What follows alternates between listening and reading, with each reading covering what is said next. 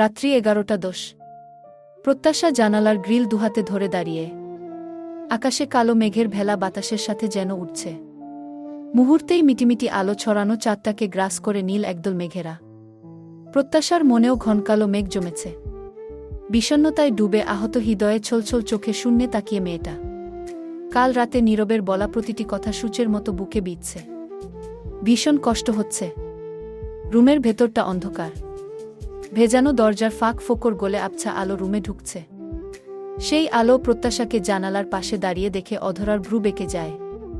এক হাতে সুইচ টিপে আলো জ্বালাতেই ঘরটা ফকফকা আলো ঝলমল করে ওঠে। চমকে ওঠে চকিতে ঘুরে তাকায় প্রত্যাশা। অধরা এগিয়ে এসে ভাতের প্লেট গ্লাস বেড টেবিলে রাখতে রাখতে শুধালেন, প্রত্যাশা, লাইট নিভিয়ে ঘর অন্ধকার করে ওখানে দাঁড়িয়ে আছিস যে? প্রত্যাশা তড়িঘড়ি করে চোখের জল মুছে গলা সামলে আমতা আমতা করে বলল, মানে জানালার পর্দা ঠিক করছিলাম গো। অন্ধকারে পর্দা ঠিক করতে গেলি মাকে কোনো কিছু বুঝতে দিতে চায় না প্রত্যাশা। তাই নিজেকে যথাসম্ভব স্বাভাবিক দেখাতে মিথ্যে বলল, শুতে যাচ্ছিলাম, তখন খেয়াল হলো। তাই গু, আচ্ছা হয়েছে হয়েছে, এবার আয় তো খেয়ে নে। সেই দুপুরে কি একটু খেলি দেখলাম না, আবার এখন বলছিস পেট ভরা, খাবি না? প্রত্যাশা মুখটা ছোট করে বলল, আম্মু খা। অধরা কথা কেড়ে নিলেন। শাসিয়ে উঠলেন, একদম বেশি কথা বলবি না। আয়, আমি খাইয়ে দিচ্ছি। তোর পছন্দের সর্ষে ইলিশ করেছি আজ। তোর না খুব পছন্দ, আম্মু শুনবে না, তাই অগত্যা প্রত্যাশা বিছানার একপাশে চুপটি করে বসল। অধরা ভাত মাখিয়ে এক লুকমা তুলে গালের সামনে ধরলেন। মেয়ের মুখটা স্বাভাবিক লাগল না। সন্দিহান কণ্ঠে জিজ্ঞেস করলেন, মুখটা অমন শুকনো লাগছে, মন মরা ঠেকছে, কিছু হয়েছে কি? হ্যাঁ রে প্রত্যাশা, সবকিছু ঠিক আছে তো। বুকের ভেতরটা ধক করে উঠল প্রত্যাশার। আম্মুকে জড়িয়ে ধরে ডুকরে কেঁদে বলতে ইচ্ছে করল, আম্মু সবকিছু ঠিক নেই, আমার খুব কষ্ট হচ্ছে। উনি আমায় বিশ্বাস করলেন না। কত কি বললেন, আমি সেসব মেনে নিতে পারছি না। আমার ভেতরটা কষ্টে ছিঁড়ে যাচ্ছে। আমি পারছি না কারো কাছে বলতেও। ভয় হচ্ছে সবাই আমাকেই দোষারোপ করবে, অবিশ্বাস করবে, কেউ আমায় বুঝবে না। আর আমি জানি না আমি কিভাবে নিজেকে নির্দোষ প্রমাণ করব। আমার কি করা উচিত আমি সেটাও বুঝতে পারছি না। নিজেকে সামলাল প্রত্যাশা। সবটা দুজনের মধ্যেই সীমাবদ্ধ রাখতে চাইল। দৃঢ় মনোবল আর বিশ্বাস নিয়ে মনটাকে শক্ত করল। কতটুকু শক্ত হলো জানে না। তবুও মন বলছে, যেহেতু আমি জানি আমি সজ্ঞানে কোনো অন্যায় পাপ করিনি, তাই একদিন না একদিন সত্যিটা সামনে আসবেই। মিথ্যে বিলুপ্ত হবে। সেদিন অবিশ্বাস ভাঙবে। তারপর ক্ষত হয়তো শুকাবে। তবে শুকালেও ক্ষতের ফলে থেকে যায় সূক্ষ্ম দাগ। দাগটা কি পুরোপুরি মিলানো সম্ভব? পৃথিবীতে হাজারো কষ্টবেদনা, গুমরেম রা, ভেতরে ভেতরে নিঃশেষ হয়ে যাওয়া, আড়ালে কান্নার স্রোত বয়ে ফেলা, এসব কিছুকে আড়াল করার একমাত্র হাতিয়ার হাসি। হাসির আড়ালে সকল কষ্ট, যাতনা নিমিষেই অন্যদের অগোচরে রাখা যায়। প্রত্যাশা ফট করে ঠোঁটের কোণে হাসি টেনে নিল। বল গমগমে স্বরে, কই না তো, কিছু হয়নি তো। আর মন মরা লাগবে কেন? এই তো আমি হাসছি, খাচ্ছি। ঠিকই তো আছে সব। নিজ হাত দিয়ে মায়ের হাতটা মুখের সামনে ধরল প্রত্যাশা। চটজলদি খাবার মুখে নিল। অধরা হঠাৎ বললেন, নীরব আজ ভেতরে এলো না যে? দেখা করেও তো যেতে পারত ও। ইচ্ছে সাথে ছিল। ইচ্ছেকে দিয়ে উনাকে অফিসে যেতে হবে, তাই নামলেন না। ওহ, কি ফের কিছু মনে পড়ার ভূমিতে বললেন অধরা, সেই সকালে এসে থেকে তোকে চুপচাপ দেখছি, বাইরেও বের হচ্ছিস না। আমি ভাবলাম ও বাড়ির কেউ কিছু বলেছে নাকি। কুপ্রত্যাশা জোর করে মুখের হাসি হাসি ভাব ধরে রাখল। ব্যথাতুর হৃদয়টা ভেঙে যাচ্ছে নিঃশব্দে। তবুও বল ভেঙে ভেঙে, ও বাড়ির সবাই কত ভালো না? ওরা কিছু বলবে? আম্মু, তোমার মাথা ঠিক আছে? ওনারা সবাই তো আমাকে কত আদর করে। কি অধরা প্রশান্তির সহিত হাসলেন। সায় দিয়ে বললেন, হ্যাঁ, নিভানদের ফ্যামিলিটা খুব ভালো। ছেলে ভালো, ফ্যামিলি ভালো, সবকিছু পজিটিভ দেখেই তো নিভানের বাবা বিয়ের প্রস্তাব দিতেই রাজি হয়ে গেলাম। নইলে কি আমার পাগলি মেয়েটাকে এত তাড়াতাড়ি পরের বাড়ি পাঠাতে রাজি হতাম? প্রত্যাশার মুখটা নিমিষেই মিয়ে গেল। আকস্মিক মনে উঠল, নীরব কিসের দয়া দেখিয়েছে? মনে মনে উত্তর সাজাল। নিজেকে তুচ্ছতাচ্ছিল্য করেই আওড়ায়, আমি কোনো দিক থেকেই উনার যোগ্য নই। শুধুমাত্র বাবার কথায় বিয়েটা করে দয়া দেখিয়েছেন, উনি হয়তো এটাই বলতে চেয়েছেন। কথাটা প্রত্যাশার বুকের এফোড বিধে আছে। নিঃশ্বাস ভারী হয়ে এলো। প্লেট রেখে হাত ধুয়ে মেয়ের রুমে ফের এলেন অধরা। দরজার ওপার থেকেই হাঁক ছেড়ে বলতে বলতে আসলেন, প্রত্যাশা দেখ তো, কোনো ডিজাইনটা তোর মনে ধরে? খুব। প্রত্যাশা বিছানার হেডে গা এলিয়ে বসেছিল। সোজা হয়ে বসে মায়ের দিকে প্রশ্নবোধক চাউনিতে তাকাল। অধরা পাশে বসে ফোনটা ধরলেন মেয়ের সামনে। একটা একটা পিক বের করলেন আর জিজ্ঞেস করলেন কোন ডিজাইনটা বানাতে দিবেন। প্রত্যাশা নির্বাক। ও কি বলবে ভেবে পাচ্ছে না। অধরা উৎসুক চোখ মুখে বললেন, ছবির ডিজাইন দেখে বল। ভেবেছি 2-1 দিনের মধ্যেই গহনা বানাতে দিব। যেগুলো আছে সেসব কেমন পুরনো ডিজাইন মনে হয়। নতুন করে এক সেট না বানালে চলে? আর হাতে বেশি সময়ও নেই। এই তো পরের সপ্তাহ থেকে তোর পরীক্ষা শুরু। দেখতে দেখতে চোখের পলকে পরীক্ষার দিনগুলো চলে যাবে। তারপরই তো বিয়ের অনুষ্ঠান। তখন তাড়াহুড়োর মধ্যে সব ভালো হবে না, তাই এক্ষুনি ধীরে সুস্থে সব এগিয়ে রাখছি। থেমে ফের বললেন, কালকে নীলা আসবে। ওর সাথে স্বর্ণকারের কাছে যাব। তুই এখন বল কোনটা পছন্দ হলো। ফোনের স্ক্রিনে চোখ জোড়া থাকলেও মন আছে শূন্যতা। প্রত্যাশার এসব কিছু ভালো লাগছিল না। যেখানে নীরব নিজে বলেছে সম্পর্কটা অনিশ্চিত, সেখানে বিয়ের অনুষ্ঠান, গহনাগাটি, সবকিছু প্রত্যাশার কষ্টকে দ্বিগুণ করল।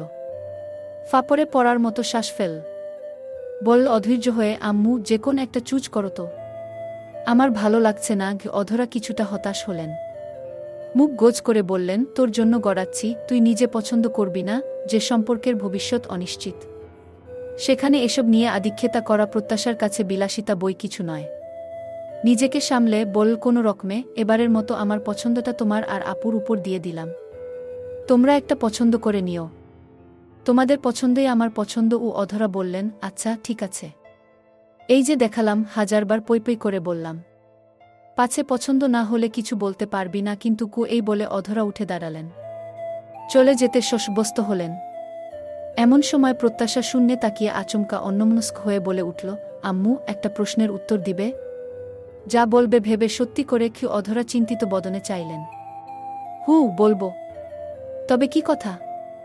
রাগের সময় যা বলা হয় শেষবি কি মনের কথা থাকে? মুখ ফসকে সত্যিটাই কি বেরিয়ে আসে? অধরা মেয়ের মুখের দিকে গভীরভাবে তাকিয়ে রইলেন কিছুক্ষণ। কিছু বোঝার চেষ্টা করলেন না, বুঝলেও কিছু অনুমান করলেন। পর মুহূর্তে পাশে বসে ধীরে ধীরে শান্ত গলায় বললেন, না মা, সব কথা ধরে নিতে নেই। রাগের সময় মানুষ অনেক কিছু বলে ফেলে যা তার মনেও ছিল না, এমনকি যার অর্থ কি সেটাও ভাবে না। তখন মাথা গরম থাকে, হিতাহিত জ্ঞান থাকে না, নিজের কথার ওজন বুঝে ওঠার মতো অবস্থায় থাকে না সে। একটু থেমে আদর করে প্রত্যাশার মাথায় হাত রাখলেন। মৃদু হেসে বললেন, এই যে দেখিসি তো রাগ হলে ঝগড়ার সময় তোর আব্বুকে কিভাবে ঝাড়ি। থেমে সিরিয়াস ভাবে ফের বললেন, তোর আব্বুকে রেগে অনেক কিছু বলে ফেলেছি জীবনে, কিন্তু তার মানে এই না আমি সব সত্যি মনে করেই বলেছি। সম্পর্ক থাকলে রাগারাগি, ভুল বোঝাবুঝি হতেই পারে, কিন্তু তার মানে এই নয় যে ভালোবাসা শেষ হয়ে যায়। যা রাগের মাথায় বলা শেষবি সত্যি নয়। রাগের মাথায় বলা কথা ধরলে এই পৃথিবীর নয় শূন্য নারী পুরুষের সংসার টিকত না। রাগের সময়কার কথা না ধরে ভালো ভালো বিষয় বট করে ধরতে হয়। দেখতে হয় সে শুধু রাগই করে নাকি তার ভালো, যত্ন, আগলে রাখা এসব ব্যাপারও আছে। সব মিলিয়ে একজনকে বাছবিচার করতে হয়, তারপর সিদ্ধান্ত নিতে হয়। নিজের জীবনের উদাহরণ টেনে মেয়েকে বুঝালেন অধরা। তবে জিজ্ঞেস করলেন না। মেয়ে বিয়ে দিয়েছে, স্বামী স্ত্রীর মনোমালিন্য হতেই পারে। কোনো সমস্যা হলে দুজনেই মিটমাট করে নিবে। মেয়ে যেহেতু নিজ থেকে কিছু বলছে না, তাই আগ বাড়িয়ে আর কিছু শুধালেন না। মেয়ের বুদ্ধি বাড়ুক, বুঝ আসুক, সুখে শান্তিতে থাকুক, মনে মনে শুধু এই প্রার্থনাটুকুই করলেন। প্রত্যাশার চোখের সামনে জবলজবল করে উঠল নীরবের কেয়ারগুলো। বিয়ের পর থেকে নীরবের অ্যাক্টিভিস্টগুলো আওডাল। সেখানে সেই শুরু থেকে নীরবকে ওর প্রতি যথেষ্ট কনসার্ন, কেয়ারিং পেয়েছে। সেদিন সবার সামনে নিজেকে খাটো করেছে, কথা শুনেছে, তবুও প্রত্যাশাকে প্রশ্নের সম্মুখীন হতে দেয়নি। প্রত্যাশার নিজের অ্যাক্টিভিস্টের খাতায় নিজেকে শূন্য পেল। এখন অবধি নীরবের প্রতি কোনো দায়িত্ব পালন করেছে কি? আর 5টা মেয়ের মতো স্ত্রী সুলভ আচরণটুকু কখনো শো করেছে কি? হয়তো ওভাবে সুযোগ আসেনি। তবে উনি যে সার্থককে পছন্দ করেন না তা বোঝানো হয়েছে, বলাও হয়েছে। তবুও প্রত্যাশা বোঝার চেষ্টাটুকু করা দূর, আরও যেন হেসে উড়ে দিয়েছিল। ইস, নীরবের সেই কথাটা শুনলেই তো আজ এতদূর আসে না, হয়তো এই সমস্যাটুকু আসতো না জীবনে। গভীর বাড়ির সবাই ঘুমের অতলে তলিয়ে আছে। ঘুম নেই নীরবের চোখের পাতায়। হাতে কফির মগ। এই তো মাত্র সে নিজে বানিয়ে আনা কফির মগে চুমুক দিচ্ছে আর ভাবছে। সিম সার্থকের এনআইডি দিয়ে খোলা। সিম বন্ধ থাকার জন্য সিমের মালিকের অবস্থান ট্যাগ করা যায়নি। তবে সিমটা সার্থকের নামে রেজিস্ট্রেশন করা থাকায় সমীকরণ দাঁড়াচ্ছে সার্থক নিজেই কি তবে নীরবকে খাটো করতে, নীরব প্রত্যাশার সম্পর্কে ফাটল ধরাতে ছবিগুলো পাঠিয়েছে। যেহেতু সার্থক প্রত্যাশাকে পছন্দ করত, তাই সবকিছুর নীল নকশাকারী স্বয়ং সার্থক হবে এটা অস্বাভাবিক নয়। এখন কুয়াকাটায় সেদিন কি ঘটেছিল, কিভাবে ঘটেছিল, ঘটানো হয়েছিল, সব উত্তর জানতে কুয়াকাটা যাওয়া জরুরি।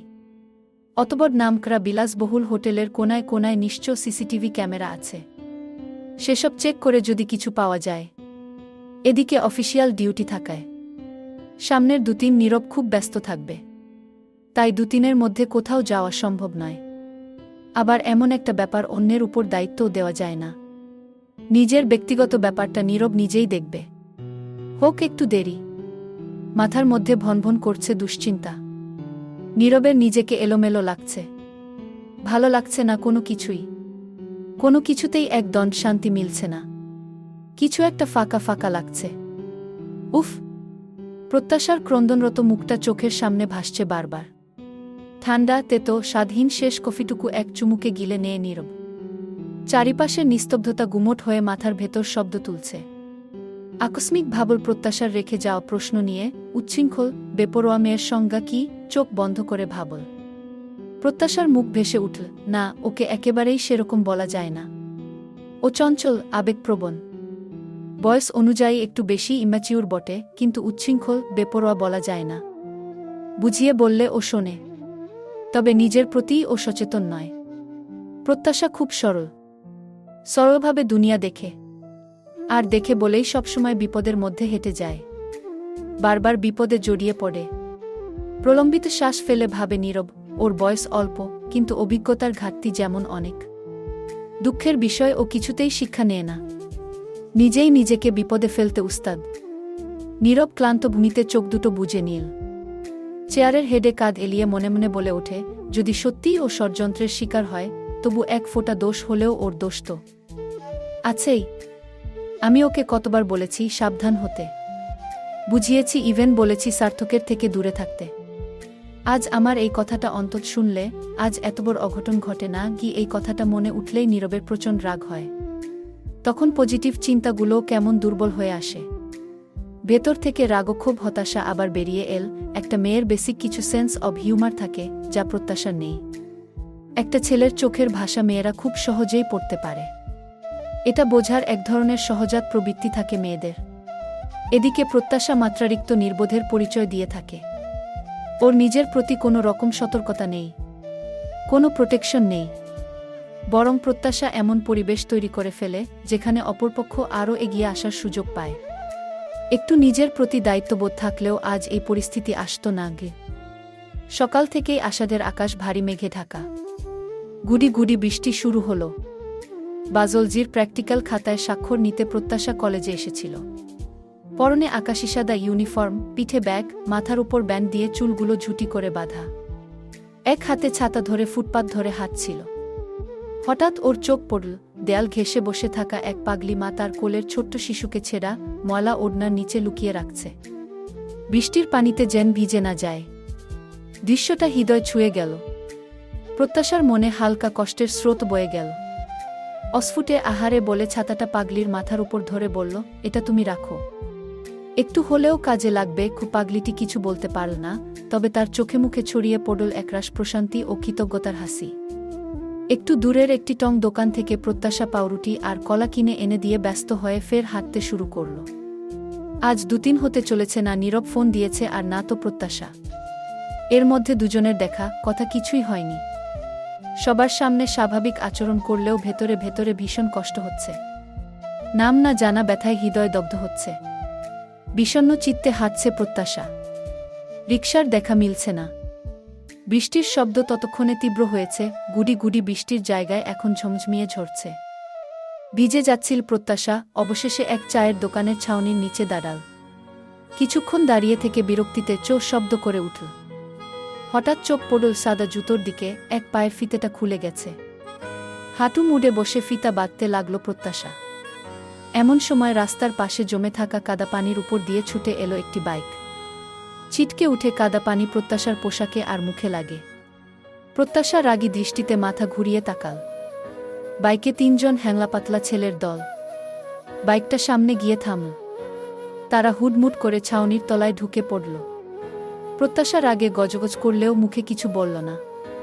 ছেলে 3টেকে দেখতেই বখাটে লাগছে, একজনকে অবশ্য চেনে প্রত্যাশা। ওদের সাথেই পড়ে, তবে নামকা ওয়াস্তে পড়ে।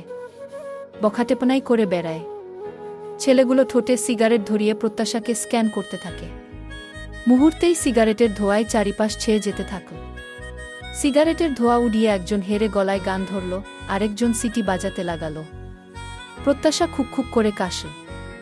ওর অস্বস্তি হচ্ছে। নীরবকে সিভিল ড্রেসে পাঠানো হয়েছে একজন ব্যবসায়ীর সাথে দেখা করতে, যে কিনা গোপনে মাদক পাচারের সাথে জড়িত বলে গোয়েন্দা সূত্রে সন্দেহ করা হয়েছে। পুলিশ সরাসরি গ্রেপ্তার না করে আগে প্রমাণ সংগ্রহ করতে চায়। নীরব ক্লায়েন্ট সেজে সেই ব্যক্তির সাথে কফি খেতে খেতে কথার ছলে সন্দেহভাজনের থেকে তথ্য জোগাড় করছে নীরব। বিদায় নিয়ে কফিশপের থেকে বের হয়ে সামনে দাঁড়িয়ে পড়ল নীরব। ঝমঝমিয়ে বৃষ্টি হচ্ছে। কালো প্যান্টের উপর কালো শার্ট ছেড়ে দিয়ে পরা, চোখে কালো সানগ্লাস, কানে এয়ারপড।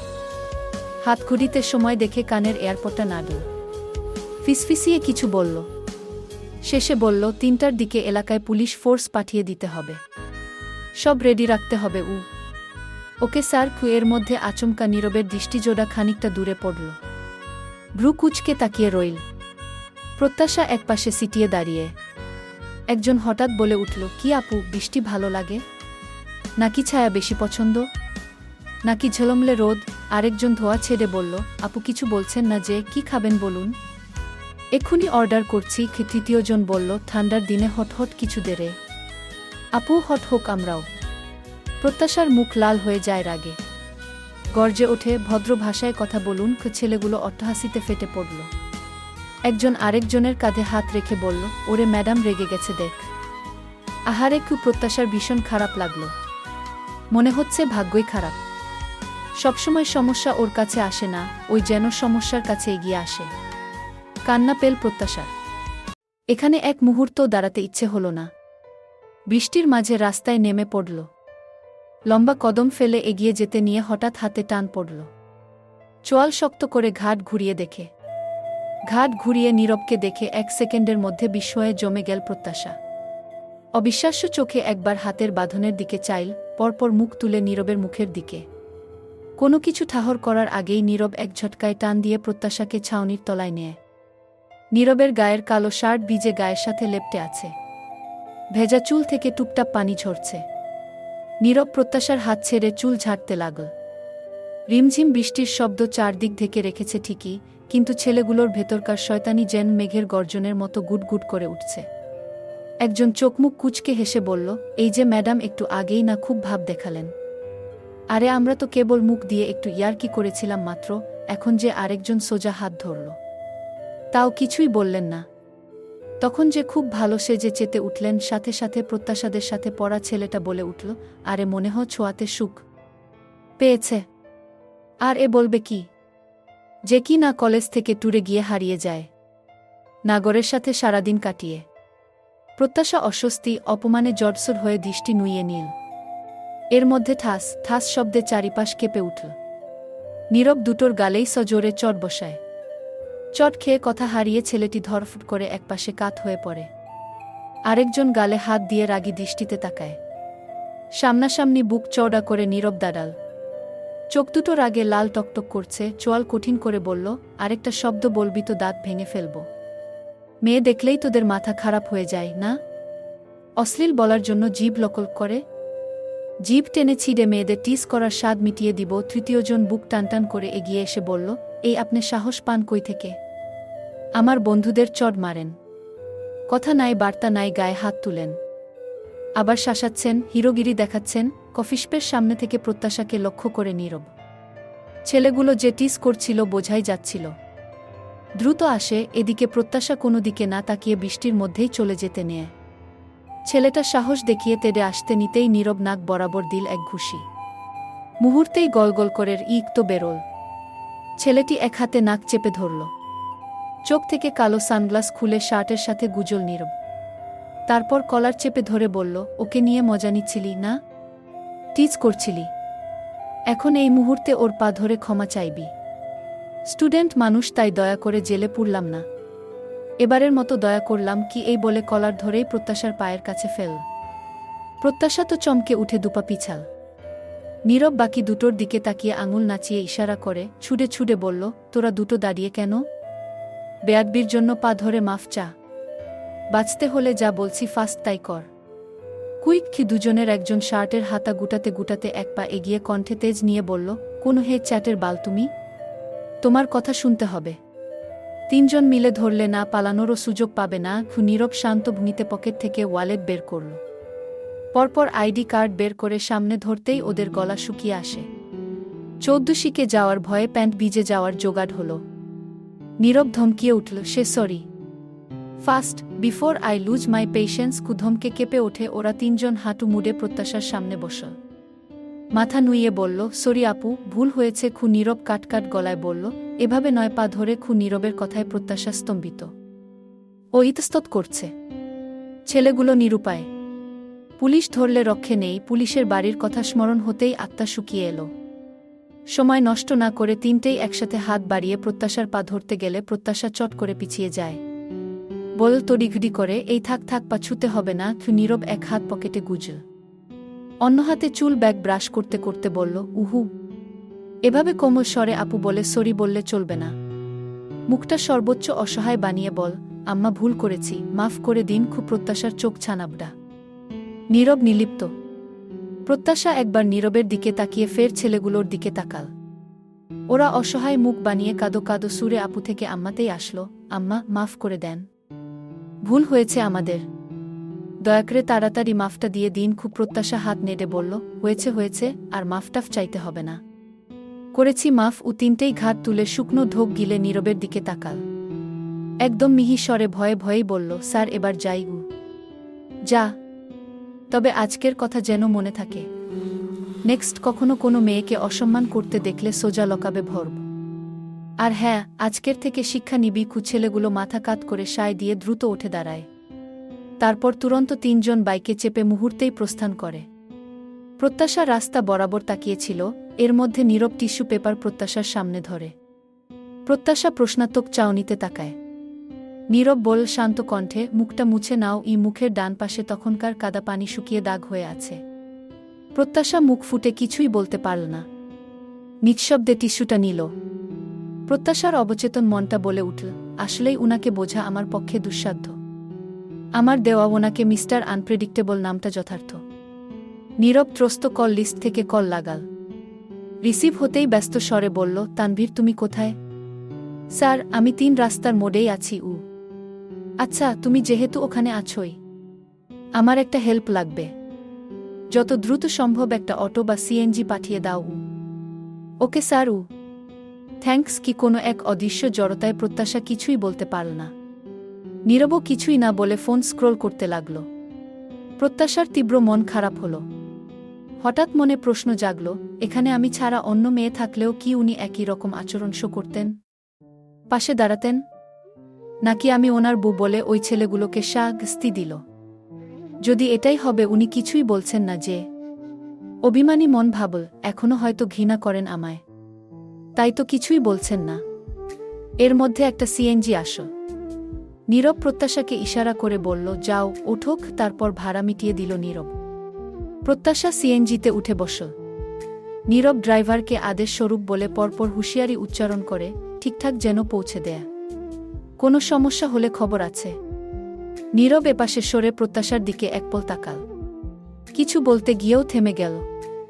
তন্মধ্যে ভারী স্বরে হঠাৎ বলে উঠল, প্রত্যাশা, ঘৃণাই যখন করেন তখন এত ভালোবাসা দেখানোর কি দরকার ছিল? এই প্রত্যাশার কথার মাঝেই নীরব বলল, ভালোবাসা দেখায়নি তো, এটা আমার দায়িত্ব ছিল। বাকিটা জীবন আমি কি শুধুই আপনার দায়িত্ব হয়ে রয়ে যাব? যেদিন এই সম্পর্কটা থাকবে না, সেদিন আমার দায়িত্বটুকুও থাকবে না। প্রত্যাশার বুক কেঁপে উঠল। নিঃশ্বাস ভারী হয়ে গেল। এর মধ্যে সিএনজি চলতে শুরু করে। নীরব ফোন বের করে অনলাইনে টিকিট কাটল। আজ রাত 12টার গাড়িতে কুয়াকাটা যাবে সে। যদি কোনো ক্লু পাওয়া যায়, তারপর সূত্র ধরে সবটা প্রুভ করা। ঠান্ডা মাথায় ভেবে নীরব একটা কথায় স্থির হয়, প্রত্যাশা সহজ সরল, বোকাসোকা। তাই ওকে দিয়ে যে কেউ অনায়াসেই নিজের স্বার্থ হাসিল করে নিতে পারে। নীরব এও মনে মনে ভাবে, প্রত্যাশার একটু শিক্ষা হওয়া দরকার। ওর সাথে এখনই মিশে গেলে ও সব ভুলে যাবে। আদর পেলে মানুষ পূর্বের খুঁটিনাটি সব ভুলে যায়, কিন্তু অবহেলা শেখায় কোথায় ভুল হচ্ছিল, কারণটা কি ছিল। ঠিক যেমন ঘা না লাগলে কেউ শরীরের দুর্বল জায়গাটুকু টের পায় না। আশাধিয়া বাড়িতে গাছগাছালি সিক্ত। গাছের সবুজ পাতা বেয়ে বৃষ্টির ফোঁটা টুপটাপ করে পড়ছে। নীলা ব্যালকনিতে দাঁড়িয়ে এক হাতে গ্রিল খুঁড়ছে আর অন্য হাতে ফোন ধরে কথা বলছে। নীলার মন ভার। ওপাশ থেকে নিভান বলল, নীলাশা, তুমি এত আপসেট কেন হচ্ছ? এক্ষুনি টেনশনের কিছু হয়নি। আমাদের সামনে আরও দীর্ঘ সময় পরে আছে গি। ধুর, এবারে আশা করেছিলাম কিছু একটা হবে, তেমন কিছুই হলো না। এ মাসেও হতাশ হলাম। ব্যাপার না সামনে হবে গু। শোনো, আমি ভেবেছি আজকে আমরা ডক্টরের কাছে যাব, চেক আপ করাবো গু। নীলা আরেকটু দেখি। নীলা তেতে উঠে বলল, না না না, আমি আর দেখতে টেকতে পারবো না। তুমি তো দুপুরে আসছই, সন্ধ্যায় আমাকে নিয়ে ডক্টরের কাছে যাবে। ব্যাস। নিভান শান্ত গলায় বুঝিয়ে বলল, নীলা শোনো, আমি আমার এক ডক্টর ফ্রেন্ডের সাথে আলোচনা করেছিলাম, সে গাইনোকোলজিস্ট। ওর কথায় যা বুঝলাম, অনেকে কোনো ফ্যামিলি প্ল্যানিং ছাড়াই প্রথম দিকেই কনসিভ করে। আবার অনেকের 6-8 মাস বা তারও বেশি সময় লেগে যায়। এটা নর্মাল রেঞ্জের মধ্যেই পড়ে। এমনকি মেডিকেলি ধরা হয়, নিয়মিত ইন্টিমেন্ট এবং কন্ট্রাসেপশন ছাড়াই 1 বছরের মধ্যে যদি গর্ভধারণ না হয়, তখন সেটা ইনফার্টিলিটি হিসেবে ভাবা যায়। আমাদের তো বিয়ে হয়েছে 7 মাসও হয়নি। তাই এই মুহূর্তে চিন্তা করার বা আতঙ্কিত হওয়ার কিছু নেই। আরেকটা মাস দেখে নিই, তারপর যদি না হয় তাহলে অবশ্যই আমরা পরবর্তী ধাপে যাব। কেমন বান্ধবী? তারপর ভাবিটাবিদের থেকে শুনেছে নীলা বরেরাই বাচ্চা বাচ্চা করে পাগল বানিয়ে দেয়া। নীলা অধৈর্য হয়ে ভাবল, নিভান এর কোনো হেলদোল আগ্রহ নেই। আর অধৈর্য হলো বলেই ঝাড়ি মেরে বলল, কেমন গো তুমি, তোমার কোনো শখ আহ্লাদ নেই?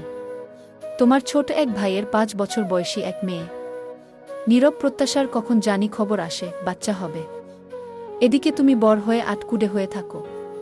প্রত্যাশা মা হোক। আমি হাঁ করে তাকিয়ে তাকিয়ে দেখি নিভান খুব খুব করে কেসে উঠল। সামলে বলল, নীলা, তুমি কিসব বাচ্চামো কথাবার্তা বলছ? আশ্চর্য, কনসিভ করা নিয়েও তুমি মনে মনে প্রত্যাশার সাথে কম্পিটিশনে নেমেছ?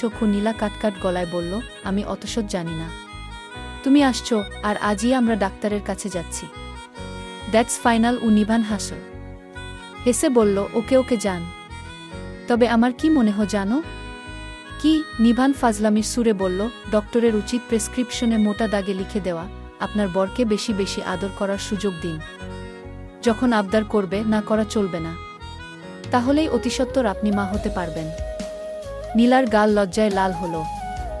লজ্জা আড়াল করতে রাগ দেখিয়ে বলল, নিভান, আজেবাজে কথা বাদ দিয়ে তাড়াতাড়ি কাজ সেরে আসো। নিশ্চয় যান। তুমি কিন্তু রেডি থেকো গো। ফাজিল একটা নিভানকে কিছু বলার সুযোগ না দিয়েই নীলা কল কাটল। লাঞ্চ আওয়ারে শফিক সাহেব বাড়ি এসেছেন। অটো থেকে নেমে বাসায় ঢুকতে গিয়ে হালকা ভিজে গিয়েছেন। অধরা তোয়ালে এনে দিলেন। শফিক সাহেব তোয়ালে দিয়ে মাথা মুছতে মুছতে জিজ্ঞেস করলেন, প্রত্যাশা কি করে? নীলা টিভি দেখছিল। বিটবিট করল, এসেই ওর কথা জিজ্ঞেস করা লাগে। যত সব আদিক্ষেতা। আব্বু আম্মুকে দেখে মনে হয় আমিই কুড়িয়ে পাওয়া মেয়ে, আর প্রত্যাশাই ওদের আপন পেটে ধরা মেয়ে। অধরা ঘড়ির দিকে একবার তাকালেন, তারপর দরজার দিকে। কিছুটা উদ্বেগ প্রকাশ করে বললেন, প্রত্যাশা কলেজে গিয়েছে, এখনো ফিরল না। এত বৃষ্টি হচ্ছে, মেয়েটা কোথাও আটকে আছে না তো? একবার ফোন দিয়ে দেখো তো কোথায় আছে। শফিক সাহেব পকেট থেকে ফোন বের করলেন। চুলো তরকারি থাকায় অধরা ত্রস্ত কিচেনে গেলেন। কল দিবেন এমন সময় নীলা বলে উঠল, ওইয়ে এসেছে। দরজাটা খোলা ছিল। প্রত্যাশা বিবর্ণ মুখটা নিয়ে এগিয়ে আসছে। কপালের উপর থাকা ছোট ছোট চুলের ডগা বেয়ে টপটপ পানি পড়ছে। শফিক সাহেব মেয়ের দিকে তাকিয়ে বললেন, প্রত্যাশা মা, ভিজে গেছো দেখছি। যে বৃষ্টি হচ্ছে, আসতে কোনো সমস্যা হয়নি? রিকশা পেয়েছিলে? বৃষ্টির দিনে রিকশা, অটোদের তো আবার হাইপ বেড়ে যায়। খালি বসে থাকবে, ভাড়া তো দ্বিগুণ বলবেই, তারপরও তোষামত করতে হয়। খুব প্রত্যাশা শুকনো হেসে বলল, না আব্বু, সমস্যা হয়নি গি। জলদি মাথা মুছে নাও, নইলে আবার জ্বর সর্দি হবে। সামনে পরীক্ষা, এখন জ্বরটর হলে বিপদ। কি তোয়ালে বাড়ালেন মেয়ের দিকে।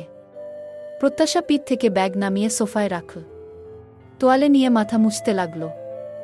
শফিক সাহেব আদুরে গলায় জিজ্ঞেস করলেন, প্রত্যাশা, পরীক্ষার প্রিপারেশন কেমন? আজ কদিন তো সবসময় বই নিয়েই বসে থাকতে দেখি, তা এবারে আশানুরূপ ফল পাওয়া যাবে তো? খুব প্রত্যাশা উত্তর দিল না। বাবার গা ঘেঁষে বসল।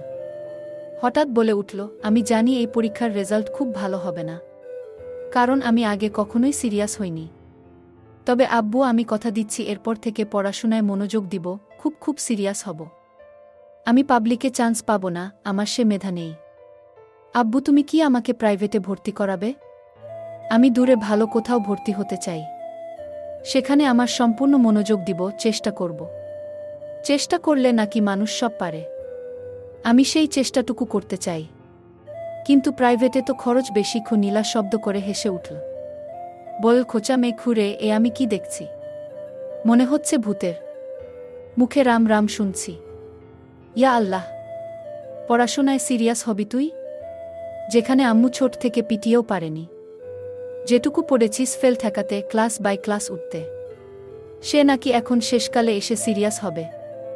হাও ফানি। শফিক সাহেব বিরক্ত মুখে বললেন, আহ নীলামা, হাসার কি হলো? আর ছোট বোনকে কোথায় আরও উৎসাহ দিবে, তা না হাসিঠাট্টা করছো? নীলা হাতের রিমোট দিয়ে টিভি বন্ধ করল, ঘুরে বসে সিরিয়াস গলায় বলল, শোনো আব্বু, আমার কথা মিলিয়ে নিজ। প্রত্যাশাকে প্রাইভেটে ভর্তি করে শুধু শুধু টাকা নষ্ট করা ছাড়া কিছুই হবে না। ও পড়বে, সেই পড়া দিয়ে কিছু করবে? ওকে অক্সফোর্ডে ভর্তি করলেও লাভ হবে না। কথায় আছে না যে লাউ সেই কুদু। প্রত্যাশাটা আজীবন অমনি থাকবে। খুব প্রত্যাশার চোখ ভিজে এলো। অধরা খুন্তি হাতে রান্নাঘরের দোরগোড়ায় দাঁড়িয়ে জোরে সোরে বললেন, এসএসসিতে গোল্ডেন, ইন্টারে প্লাস, অনার্স, মাস্টার্সে ফার্স্ট ক্লাস পেয়ে তুই মনে হয় খুব কিছু করে ফেলেছিস। প্রথমবার বিসিএস দিতে গিয়েই প্রিলিমিনারি থেকেই আউট হলি।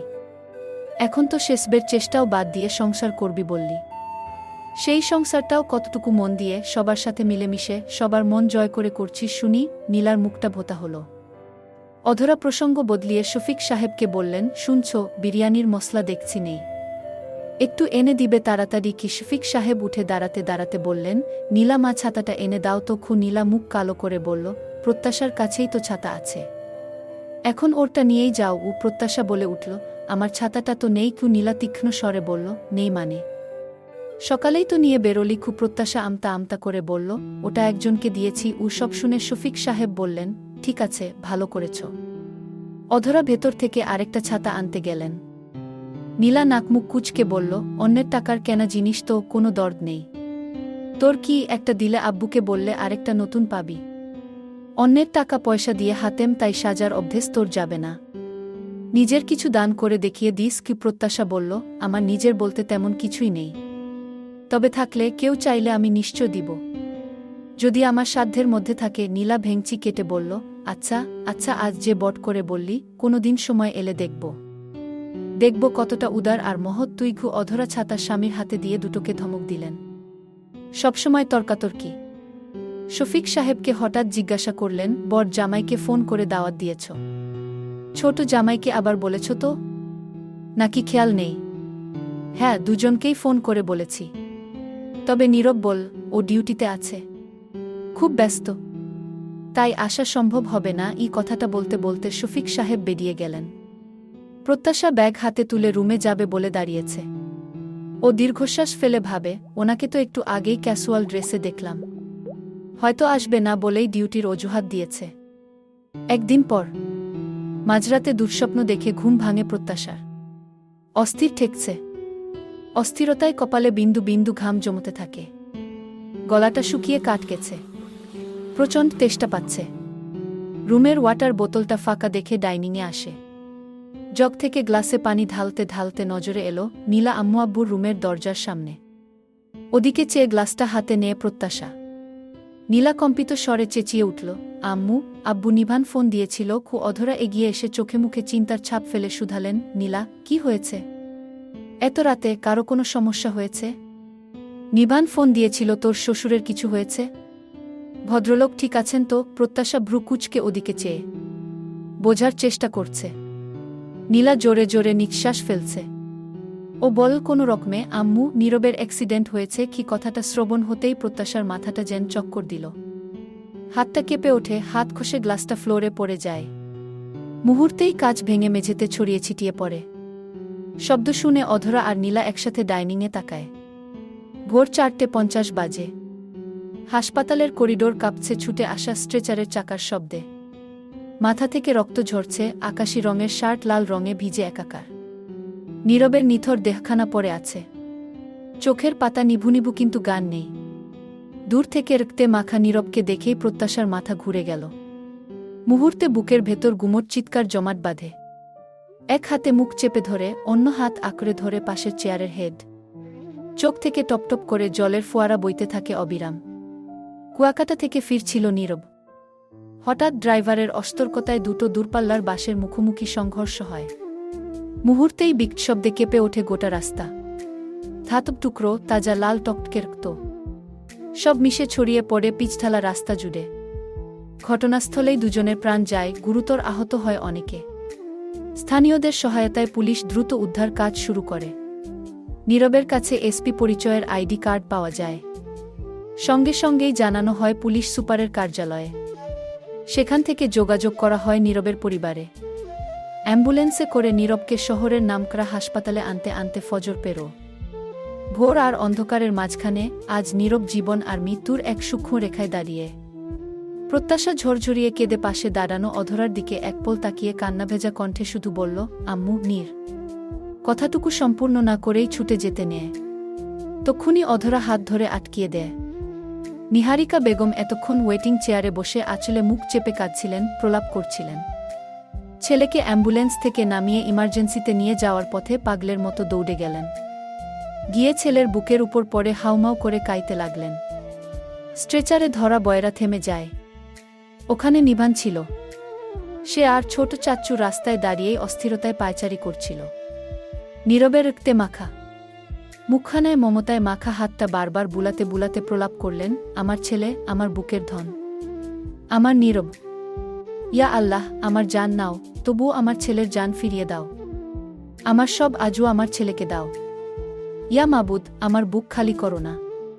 আমার বুকের মানিক, আমার আব্বাটা বলেই ছেলের রক্তে মাখা মুখেই চুমু খেতে লাগলেন। চাচ্চু নিভানকে ইশারা করে বললেন, নিভান, ভাবিকে সরা। নিভানের চোখ ভেজা, বুকের পাঁজর ভেঙে যাচ্ছে। দুই হাতে মায়ের কাঁধ ধরল, বল ভেজা গলায়, মামা শক্ত হও, কিচ্ছু হবে না। কিচ্ছু হবে না নীরবের। আমাদের নীরব আমাদের কাছেই ফিরে আসবে। নিহারিকার হৃদয় যেন ছিঁড়ে যাচ্ছে। ছেলেগুলো তার কলিজার টুকরো যে। নিবিড় পর হওয়ার পরেও নীরব থাকায় অতটা বুঝতে পারেননি। নিবিড়ের ঘাটতি যে নীরবই পূর্ণ করেছে। নিহারিকা শাড়ির আঁচল তুলে নীরবের মুখের জমাট বাঁধা রক্ত মুছতে মুছতে কাঁদতে কাঁদতে বললেন, নীরব, নীরব বাবা, আমার চোখ খোল। মা ডাকছে, বাবা, কথা বল, কথা বল সোনা। আমার হৃদয় ছিঁড়ে যাচ্ছে যে, আমি পারছি না। নিহারিকার চুলের খোপা খুলে পিঠে এলোমেলো ছড়িয়ে পড়েছে। নিভান মাকে টেনে সরানোর চেষ্টা করে বলল, মা সরো। নীরবকে ডাক্তার দেখবে, যেতে দাও। প্রত্যাশা এক ঝটকায় মায়ের হাত ছাড়িয়ে ছুটে যেতে লাগল। পরনে হালকা মিষ্টি রঙের কামিজের উপর সাদা পাজামা আর সাদা ওড়না। ছুটতে গিয়ে মাথার উপর থাকা ওড়না পড়ে গেল। প্রত্যাশা এসে থামল স্ট্রেচারের সামনে। কম্পিত ঠোঁটজোড়া দাঁত দিয়ে কামড়ে ধরে ফুপিয়ে ওঠে। সূক্ষ্ম অভিযোগ নিয়ে মনে মনে আওড়ালো, হে খোদা, এসব কি হচ্ছে? রাতের স্বপ্নের মতো আজকের ভোরটা মিথ্যে হতে পারে না। হে আল্লাহ, ওনার সাথেই কেন এমন হলো? ওনাকে সুস্থ করে দাও। পরিবারের কাছে সুস্থ শরীরে ফিরিয়ে দাও। জানটুকু ভিক্ষে দাও। আর কিছুই চাই না। প্রত্যাশা আচমকা নীরবের পরে থাকা হাতটা ধরল। হিমশীতল ঠান্ডা হাতটা ধরতেই প্রত্যাশার কান্নার বেগ বাড়ল। নীরবকে আঁকড়ে ধরে বলতে ইচ্ছে করল, নীরব, আপনি না বলেছিলেন আপনার আমার সম্পর্ক যতদিন থাকবে ততদিন আপনার আমার প্রতি দায়িত্ব থাকবে। নীরব, আমাদের সম্পর্কটা তো এখনো আছে। তবে কেন আপনি আমার দায়িত্ব পালন থেকে পালাতে চাইছেন? শুধু দায়িত্ব থেকে হলেও আমি আপনার সাথে থাকতে চাই। নীরব, আমার যে আপনাকে অনেক কিছুই বলা হয়নি। আপনি কেন এত বড় একটা দুর্ঘটনা ঘটালেন? প্লিজ কিছু বলেন। আমার যে খুব কষ্ট হচ্ছে। নিভান মাকে টেনে সরাল। নিহারিকা নিভানকে জড়িয়ে হাউমাউ করে কাঁদতে লাগলেন। নীলা পাশে দাঁড়িয়ে বারবার চোখ মুছছে। ডিউটি ডক্টর এসে পালস রেট চেক করে বললেন, পালস রয়েছে, তবে অত্যন্ত ক্ষীণ। হেমোরেজিক শকে চলে যাচ্ছে পেশেন্ট। এক্সেসিভ ব্লিডিংয়ের কারণে ব্লাড প্রেসারও র্যাপিডলি ড্রপ করছে। ফাস্ট ওটি রেডি করতে হবে। ইমিডিয়েট সার্জারির প্রিপারেশন দরকার।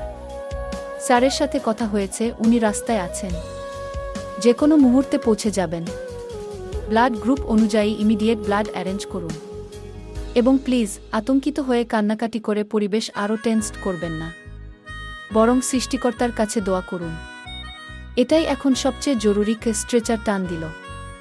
নীরবের হাতটা তখনও ধরে থাকায় প্রত্যাশা টান খেল। নীরবের হাত থেকে নিজের হাতটা ধীরে ধীরে ছুটে আসল। নীরবের হাতটা ঝুলতে থাকল। প্রত্যাশা সেদিকে অশ্রুসিক্ত নয়নে তাকিয়ে অবচেতনে বলে ওঠে, আপনি সুস্থ হন। আমি আগের আপনাকে ফিরে পেতে চাই। আপনি বাঁচুন নীরব, আর আমি বাঁচতে চাই কেবল আপনাকে ঘিরেই। ইশফিক সাহেব এগিয়ে মেয়ের মাথায় হাত রাখতেই প্রত্যাশা বাবার বুকের উপর মুখ গুজে কাঁদতে লাগল। চেয়ারে বসে মাহবুব সাহেব বারবার চোখের পানি মুছছেন আর বিটবিট করে দোয়া ইউনুস পাঠ করছেন। বুড়ো মানুষটা শোকে পাথর বনে গিয়েছে। অধরা সান্ত্বনা দিচ্ছে নিহারিকাকে। মায়ের মন যে মানছে যে। মায়ের বুক ফাটা আহাজারিতে হাসপাতালের করিডোর ভারী হয়ে যায়। প্রত্যাশা হাঁটুতে কনুই ঠেকিয়ে দুই হাতে মুখ চেপে ধরে। ওয়েটিং চেয়ারে ওরা সব বসে। এর মধ্যে নিভান সকল ফর্মালিটিস পূরণ করে এসে প্রত্যাশাকে ডাকল। প্রত্যাশার কানে পৌঁছাল না। নীলা জিজ্ঞেস করল, নিভান কিছু দরকার? নিভান মাথা নেড়ে না বোঝাল। পরপর প্রত্যাশাকে ফের ডাকল। প্রত্যাশা ক্রন্দনরত মুখটা তুলে প্রশ্নাতুর চোখে চাইল প্রত্যাশা। নিভান হাত বাড়িয়ে বলল, নীরবের ফোন আর ওয়ালেট রাখো তোমার কাছে। কি একটু আগেই নীরবকে সাথে আনা একজন নিভানের হাতে এসব দেয়। মাহবুব সাহেব ওপাশ থেকে শুধালেন, নিভান রক্ত জোগাড় হয়েছে রে? কি হয়ে যাবে, চাচ্চু দিচ্ছে, আমি দিব। আপাতত 2 ব্যাগ রেডি রাখি, তারপর আরও লাগলে লোক আছে। ইশফিক সাহেব বললেন, নিভান আমার পরিচিত লোক আছে, আরও লাগলে বলো, আমি ফোন দিব। আমি বললে তাদের সবাই ছুটে আসবে। আপাতত দেখা যাক, লাগলে বলবো। আচ্ছা, আমি এখন ব্লাড ব্যাংকে যাচ্ছি। এখানে সব ফর্ম পূরণ করেছি। নীরবকে ওটিতে নেওয়া হয়েছে। তোমরা চিন্তা করো না, ইনশাআল্লাহ সব ঠিক হয়ে যাবে। খুব প্রত্যাশার চোখে এখনও ভাসছে নীরবের রক্তাক্ত শরীরটা। অল্প দিনের সম্পর্ক হলেও পবিত্র সম্পর্কের যে এতটা টান তা আগে বোঝেনি। আজ মনে হচ্ছে হৃৎপিণ্ড ছিঁড়ে যাচ্ছে, আত্মা ছটফট করছে। বুকের ভেতর কেমন এক ব্যথা দলা পাকিয়ে বসে আছে, শ্বাস নিতে কষ্ট হচ্ছে। নিভানের বাড়িয়ে দেওয়া ফোন আর ওয়ালেট দুহাতে আঁকড়ে ধরল। মনে হচ্ছে এখানে মানুষটার স্পর্শ লেগে আছে। চোখে অঝোর বাড়িধারা কয়েক ফোঁটা ফোনের উপর পড়ল। প্রত্যাশা হাতটা বুকে চেপে ধরল। চোখের অশ্রু বিসর্জন দিয়ে নিঃশব্দে তার প্রাণবায়ু, তার সুস্থতাটুকু উপরওয়ালার কাছে চাইল শুধু। সার্জারি শেষ হতে হতে 8টা বেজে যায়। নিভান আর শফিক সাহেব ওটির সামনেই ছিলেন। সিনিয়র 2জন সার্জনের সাথে ডিউটির সেই ডক্টরও বেরো। বাকিরা গটগট বেরিয়ে গেলেও ডিউটির ডক্টর থেমে বললেন, সিচুয়েশন এখন স্ট্যাবল। মাথার ডান পাশে কপালের উপরে কাচের টুকরো ঢুকে একটা গভীর ক্ষত তৈরি করেছিল। মস্তিষ্কের মেমব্রেনে হালকা স্ক্র্যাচ পড়েছিল, তবে ব্রেইন টিস্যুতে কোনো স্থায়ী ক্ষয়ক্ষতি হয়নি। এটাই সবচেয়ে রিলিভিং দিক। পায়ের হাঁটুর নিচে হাড়ে ফ্র্যাকচার হয়েছে, সেটা প্লেট দিয়ে সেট করা হয়েছে। 2টো অপারেশনই সফলভাবে সম্পন্ন হয়েছে। নিভান কিছুটা স্বস্তির নিঃশ্বাস ফেল। ব্যাকুল স্বরে জিজ্ঞাসা করল, ডক্টর আমার ভাই একদম সুস্থ হবে তো? কোনো সমস্যা হবে না তো? ডক্টর অমায়িক কণ্ঠেই বলল, দেখুন 2টো অপারেশনই সাকসেস। আপাতত টেনশনের কিছু নেই। কিছুক্ষণের মধ্যেই পেশেন্টকে কেবিনে শিফট করা হবে।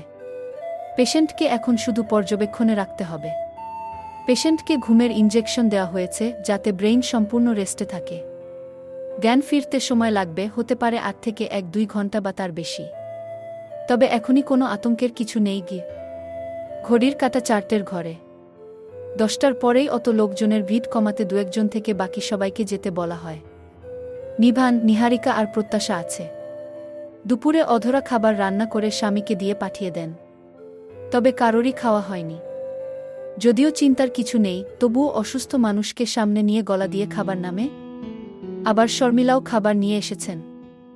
বাড়ি ফাঁকা থাকে জন্য তখন আসতে পারেনি, অবশ্য ফোনে খোঁজখবর নিয়েছেন। নীরবের কপালে ব্যান্ডেজ, পায়ে প্লাস্টার, স্যালাইনের ক্যানোলা বা হাতে সেট করা। প্রত্যাশা দেয়ালে ঠেস দিয়ে দাঁড়িয়ে। কেবিন জুড়ে নীরবতা। শর্মিলা এসে এটা ওটা বললেন, তবে শাশুড়ি মা এখন পর্যন্ত কিছু বলা তো দূর তাকায়নি। প্রত্যাশার নিজেকে অপজা মনে হচ্ছে। আচ্ছা, শাশুড়িও কি তাকে এমনই ভাবছে? কেবিনের পিনপিনে নীরবতা ভাঙল দরজা খোলার শব্দে। সবাই একসাথে বিস্ময়ে প্রশ্নবোধক চাউনিতে চাইল। প্রীতি নম্র স্বরে সালাম দিল। শর্মিলা মনে মনে আওড়াল, বাবা, আজ সূর্য কোন দিকে উদয় হয়েছে? ভুল করে পশ্চিমাকাশে সূর্যোদয় হয়নি তো? ইচ্ছে দৌড়ে এলো। নিহারিকার দিকে তাকিয়ে বলল, দিদুন তুমি? সাথে সাথে বেডে নজর পড়তেই মুখটা ছোট করে বলল, পাপা, পাপার কি হয়েছে? মাম্মা বলল, পাপা অসুস্থ। ও এবলে বেডের দিকে এগোল। নীরবের হাত ধরবে তার আগেই প্রীতি মেয়েকে টেনে নিল। ইচ্ছে ভেঙে ভেঙে জিজ্ঞেস করল, মাম্মা, পাপার কপালে সাদা কি বাধা? পাপা ঘুমিয়ে কেন? প্রীতি কিছু বলার আগেই শর্মিলা আদর করে কাছে টেনে বলল, পাপার একটা ছোট্ট অ্যাক্সিডেন্ট হয়েছে সোনা। আঘাত লেগেছে, তাই ব্যান্ডেজ করা। খুব প্রীতি নিজ থেকেই বলে উঠল, আমার এক ফ্রেন্ড ফোনে নীরবের অ্যাক্সিডেন্টের কথা বলল। বাড়িতে নীরবের দুর্ঘটনার কথা বলতেই ইচ্ছে বায়না ধরল, সে এক্ষুনি যাবে। ইচ্ছের জিদ তো আবার সাংঘাতিক। নিহারিকা শুনোর উত্তর করল না। ইচ্ছে নিহারিকার শাড়ির আঁচল টেনে বলল, দিদুন, পাপাকে ঘুম থেকে তোলো। পাপাকে বলো আমি আসছি গু। পাপা অসুস্থ সোনা। ইচ্ছে তুমি তো নিষ্পাপ, মাছুম বাচ্চা। তুমি একটু দোয়া করো তো, পাপা যেন দ্রুত সুস্থ হয়ে যায়। নিহারিকার কথায় ইচ্ছে ঘাট কাত করে বলে, আচ্ছা। ইচ্ছে আর আনিশা কেবিনের সাথে লাগোয়া বারান্দায় গিয়ে ছুটাছুটি করতে লাগল। প্রীতি বেডে একপল চেয়ে প্রত্যাশার দিকে তাকায়। শর্মিলা প্রীতির সাথে টুকটাক কথা বলল। প্রীতি খুবই নম্রভাবে কথাবার্তা বলল। নীরবের বেডের পাশে টুলে বসে নিহারিকা। শর্মিলা কাঁধে হাত রেখে বলল আস্তে করে, ভাবি, বলছি বাড়ি চলো। আমার সাথে গিয়ে গোসল করে আবার আসবে। তোমার দেবরকে বলবো পৌঁছে দিতে। ছোট পাগল হয়েছিস তুই? আমার ছেলেটা এখনো চোখ খুল না, আর আমি বাড়ি যাই। ডাক্তার তো বলেছে চিন্তার কিছু নেই। জ্ঞান ফিরতে একটু সময় লাগবে, 12 ঘন্টার বেশিও লাগতে পারে। গোসল না করলে তোমার তো আবার মাথা ছিঁড়ে যায়। এমনিতেই সেই রাত থেকে কান্নাকাটি করছো, তার উপর খাওয়া দাওয়া নেই। এভাবে থাকলে তুমি না অসুস্থ হয়ে পড়ো। অসুস্থ হলে ছেলেকে আবার দেখবে কি করে? তোমাকেই তো আবার টানতে হবে। তাই বলছি চলো আমার সাথে গিয়ে। নীরবকে একা রেখে আমি কি করে যাই? না না না, আমি যাবটাব না। বাদ দে তুই। প্রত্যাশা আছে, নিভান আছে, ওরা থাকবে তো। হঠাৎ পাশ থেকে প্রীতি বলে উঠল, মা, আমি সন্ধ্যা পর্যন্ত আছি, আপনি গিয়ে ফ্রেশ হয়ে আসুন। ফ্রেশ হলে বেটার লাগবে কি? এই প্রথম প্রীতির মুখ থেকে মা ডাক শুনলেন। বিস্মিতই হলেন নিহারিকা, তবে বুঝতে না দিয়ে নির্বিকার রইলেন। বাইরে নিভান ছিল, সেও এসে মাকে বোঝাল। অবশেষে রাজি হল। তবে নিভানকে পৈপই করে বলল, নিভান, খেয়াল রাখিস, এক মুহূর্তের জন্য চোখ সরাস না বাবা। কোনো সমস্যা হলে বুঝতে পারলে সাথে সাথেই ডাক্তারকে ডাকবি। চিন্তা করো না তো মা, আমি আছি। পরপর আমি রিকশা দেখছি বলে নিভান নিচে যায়। বাসা এখান থেকে বেশি দূর নয়। শর্মিলা বের হবে তার আগে প্রত্যাশার সামনে দাঁড়িয়ে মাথায় হাত বুলিয়ে বলল, প্রত্যাশা, আর কান্নাকাটি করো না সোনা। কিছুই তো খেলে না। তোমার আম্মু তো প্রয়োজনীয় জিনিস পাঠিয়েছে, ফ্রেশ হয়ে নিও কেমন? প্রত্যাশা কিছুই বলতে পারল না। প্রত্যাশার গালে হাত রেখে আশ্বাস ভরসা দিয়ে বলল, উফ, বিপদাপত্য আর বলে কয়ে আসে না মা। শুধু মনে করো আল্লাহ না করুক বেশি কিছু হয়নি, এই তো হাজার শুক্রিয়া। তবুও যে অল্পের উপর দিয়ে গিয়েছে কি? তারপর প্রীতির দিকে তাকিয়ে অমায়িক গলায় বললেন, প্রীতি, তুমিও যেহেতু আছো দেখো একটু। প্রত্যাশা তো ছোট, তুমি বড়। প্রত্যাশা অত বুঝতে নাও পারে, তুমি একটু বুঝিয়ে দিও আর লক্ষ্য রেখো। নিভান তো আছেই। প্রীতি উত্তরে মৃদুস্বরে বলল, ছোট মা, টেনশন করবেন না। মা না আসা পর্যন্ত আমি থাকব, আর নিশ্চয় খেয়াল রাখব। নিহারিকা সাথে সাথে বলে উঠলেন, ছোট, এত জনে জনে আমার ছেলেকে দেখার কথা বলতে হবে না। যেই আল্লাহ বড় বিপদ কাটিয়ে দিয়েছেন, তিনি আমার ছেলেকে রক্ষা করবেন, ভালো রাখবেন কি? এই বলে পা বাড়াতে গিয়ে আবার থামলেন। প্রত্যাশার দিকে তীক্ষ্ণ দৃষ্টিতে তাকিয়ে গম্ভীর গলায় বললেন, এভাবে সবসময় সময়ের মতো দাঁড়িয়ে থেকো না। হাতে ধরে দেখিয়ে বারবার যেন বলে দিতে না হয়? তোমার স্বামীর ভালোমন্দ দেখার দায়িত্ব সবার আগে তোমার, পরে বাকিদের। কেবল চোখ ভিজিয়ে কিছু হয় না। বুঝে শুনে একটু চালাকচতুর হয়ে বুদ্ধি নিয়েও চলতে হয়। থেমে গলার স্বর একটু মিইয়ে ফের বললেন, নীরবের পাশে থেকো, লক্ষ্য রেখো। নীরবের অসুবিধে হচ্ছে বুঝতে পারলে নিভানকে ডেকো। সিস্টাররা তো আশায় করছেই, কি প্রত্যাশা কলের পুতুলের মতন ঘাট কাত করে বলল, ঠিক আছে, আপনি চিন্তা করবেন না। নিহারিকা দীর্ঘশ্বাস ফেলে বললেন, খেয়ে নিও তুমি। এমনিতেই হ্যাংলা পাতলা না খেয়ে প্রেশার লো হয়ে আবার মাথা ঘুরে পড়ে যাবে। সন্ধ্যায় বেয়াইকে আসতে বলো, রাতে বাড়ি গিয়ে থাকবে। তোমার তো আবার 1 সপ্তাহ পরেই পরীক্ষা। কি শাশুড়ি মাকেও বুঝে উঠতে পারে না প্রত্যাশা। এই ঝাড়ি মেয়ে খিরে বলেন তো আবার মমতা আদর ঢেলে বলেন। কেবিনে প্রীতি আর প্রত্যাশা। ইচ্ছে নিভানের সাথে করিডোরে হাঁটছে। এর মধ্যে একজন সিস্টার এসে প্রীতির দিকে তাকাল। প্রীতির পরনে জলপাই রঙের 3 পিস, সুন্দর করে ওড়নাটা গায়ে জড়ানো। প্রীতির সামনে এগিয়ে সিস্টার বলল, পেশেন্টের বাড়ির লোক? কি হন পেশেন্টের? প্রীতি কপালে বিরক্তির ছাট ফেলে বলল, হুম, পেশেন্টের বাড়ির লোক। জি বলুন, পেশেন্টের কি হন? প্রীতি রুক্ষ স্বরে বলল, বললাম তো পেশেন্টের বাড়ির লোক। কি বলবেন বলুন তো? নার্স এগিয়ে স্যালাইন নেড়ে চেড়ে দেখল। কিছু বলতে গিয়ে থেমে প্রত্যাশার দিকে তাকিয়ে বলল, আপনিও পেশেন্টের বাড়ির লোক? প্রত্যাশা মিহি স্বরে বলে, জি, আমি উনার ওয়াইফ। নার্স বলল, ওহ, তাহলে আপনাকেই বলছি। পেশেন্টের জ্ঞান ফিরলে জানাবেন। জ্ঞান ফেরার পর একটা ইনজেকশন পুশ করতে হবে। যদিও আমি কিছুক্ষণ পর পর এসেই চেক করে যাব জ্ঞান ফিরেছে কি না। ওকে। ফাইলটা হাতে তুলে বলল, সন্ধ্যার মধ্যেই জ্ঞান ফিরলে রাতে খাবার দিতে পারবেন। স্যুপ জাতীয় তরল খাবার। থ্যাঙ্কস। প্রীতির ফোন আসায় ব্যালকনিতে যায় কথা বলতে। প্রত্যাশা বেডের পাশে টুলে বসা, এক হাতে আলতো করে নীরবের ক্যানোলা পরানো হাতটা ধরে আছে। আর ভাবছে, নীরব বাড়িতে বলেছে কোনো একটা অফিসিয়াল কাজে সে কুয়াকাটা যাচ্ছে। প্রত্যাশার মনে প্রশ্নের উদয় হয়, এটা কি সত্যি? নাকি নীরবের কুয়াকাটা যাওয়ার কারণ প্রত্যাশা? প্রত্যাশার ভাবনার ছেদ হয় আকস্মিক অনুভবে। হঠাৎ খেয়াল হলো, ছুঁয়ে থাকা নীরবের হাতটা কিঞ্চিত নড়ল বোধ হয়। প্রত্যাশা চোখের ভারী পাতা তুলে নীরবের দিকে তাকায়। নীরব পিটপিট করে তাকাতে গিয়ে কোথাও একটা টান লেগে ব্যথায় চোখ মুখ কুঁচকে নেয়। পরপর সামনে তাকাতেই দেখে একটা নিষ্পাপ ক্রন্দনরত মুখ। সাদা ওড়না মাথায়, গোলগাল মুখটা ফ্যাকাসে বিবর্ণ হয়ে আছে। নীরব ব্যথায় কুচকানো মুখ চোখেই নিঃশব্দে তাকিয়ে রইল সেদিকে। নীরবের হাতের উপর আলতো করে ছুঁয়ে রাখা হাতটা প্রত্যাশা চটজলদি সরিয়ে নিল। ঘন সিক্ত পাপড়িগুলো তিরতির করে কাঁপছে। নীরবের শান্ত দৃষ্টি জোড়া প্রত্যাশার নিষ্পাপ ক্রন্দনরত ফোলা ফোলা চোখের দিকে। কিছু বলবে ভেবে প্রত্যাশা মুখ খুলতে গিয়ে আবার কি ভেবে ঠোঁট দুটো এক করল। নীরব মস্তিষ্কে প্রেশার দিয়ে একে একে সবটা মনে করার চেষ্টা করল। অবশ্য অ্যাক্সিডেন্টের পরের মুহূর্তগুলো তার অজানা। নার্সের বলা কথা মনে হতেই তড়াক ওঠে দাঁড়াল প্রত্যাশা। নিভান ভাইজাকেও বলতে হবে। দরজা টেনে করিডোরে গলা বের করতেই নিভানকে ওয়েটিং চেয়ারে পেল। ইচ্ছের সাথে গল্প করছে। জিজু, সমস্যা প্রত্যাশা? কিছু কি হয়েছে? উহু। জিজু, ওনার জ্ঞান ফিরেছে। নার্স এসে বলেছিল জ্ঞান ফেরার পর ইনজেকশন আছে। একটু কথা কেড়ে নিয়ে বল নিভান, যাক, আলহামদুলিল্লাহ। আচ্ছা, এক্ষুনি বলেই আসছি। ব্যালকনি থেকে কেবিনে আসতেই বেডে নীরবের দিকে চোখ পড়ল প্রীতির। স্বস্তির নিঃশ্বাস আপনা-আপনি বেরোল 2 ঠোঁট গলে। নীরব চোখ ঘুরিয়ে এদিক ওদিক তাকাতেই প্রীতির দিকে নজর পড়ে।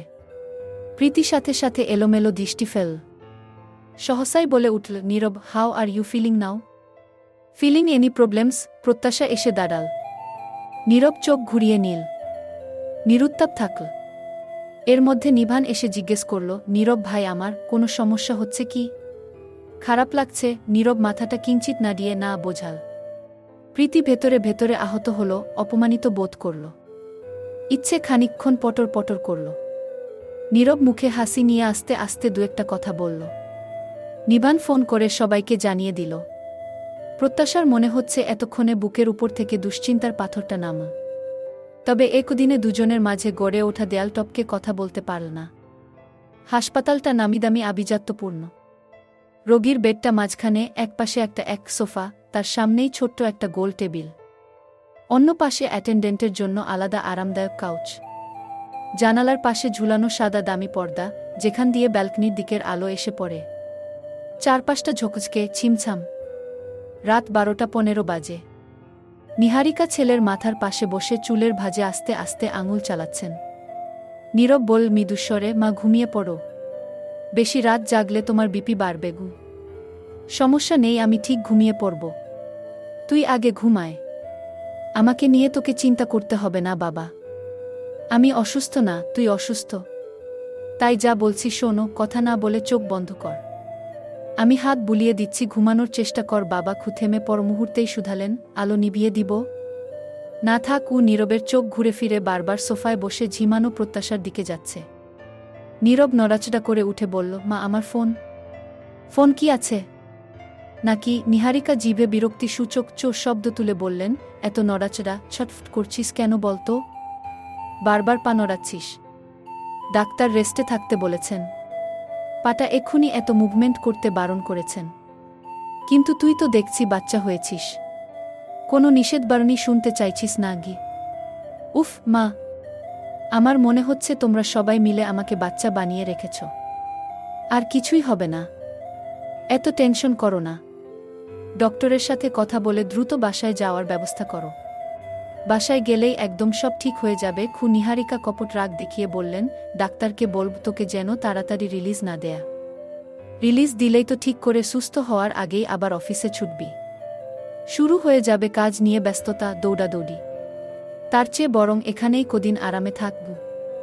ব্যস্ততা দৌড়াদৌড়িও বেটার হসপিটালে শুয়ে থাকার চেয়ে। এখানে এভাবে শুয়ে সময় যেন যেতেই চাচ্ছে না। 2-3 সেকেন্ড পরেই নীরব মাকে মনে করাতে আবার বলল, মা ফোন কি পেয়েছিলে? যদিও পাওয়ার কথা নয়, তবে পকেটেই তো ছিল গু। ও হ্যাঁ, ফোন আছে তো। প্রত্যাশার কাছে কি এই বলে ঘাট ফিরিয়ে ডাকলেন, প্রত্যাশা। প্রত্যাশা ঝিমুচ্ছিল। একটু ধরফ দিয়েই উঠে অপ্রস্তুত হয়ে বলল, হুনিয়া কি? নীরবের ফোন তোমার কাছে আছে না? রেখেছিলে কি? প্রত্যাশা উঠে সামনের টেবিলে রাখা টোট ব্যাগটার ভেতর থেকে ফোন বের করে বলল, এই যে ফোন গু। নীরব চাইছে প্রত্যাশা ত্রস্ত ওয়ালেটও বের করল।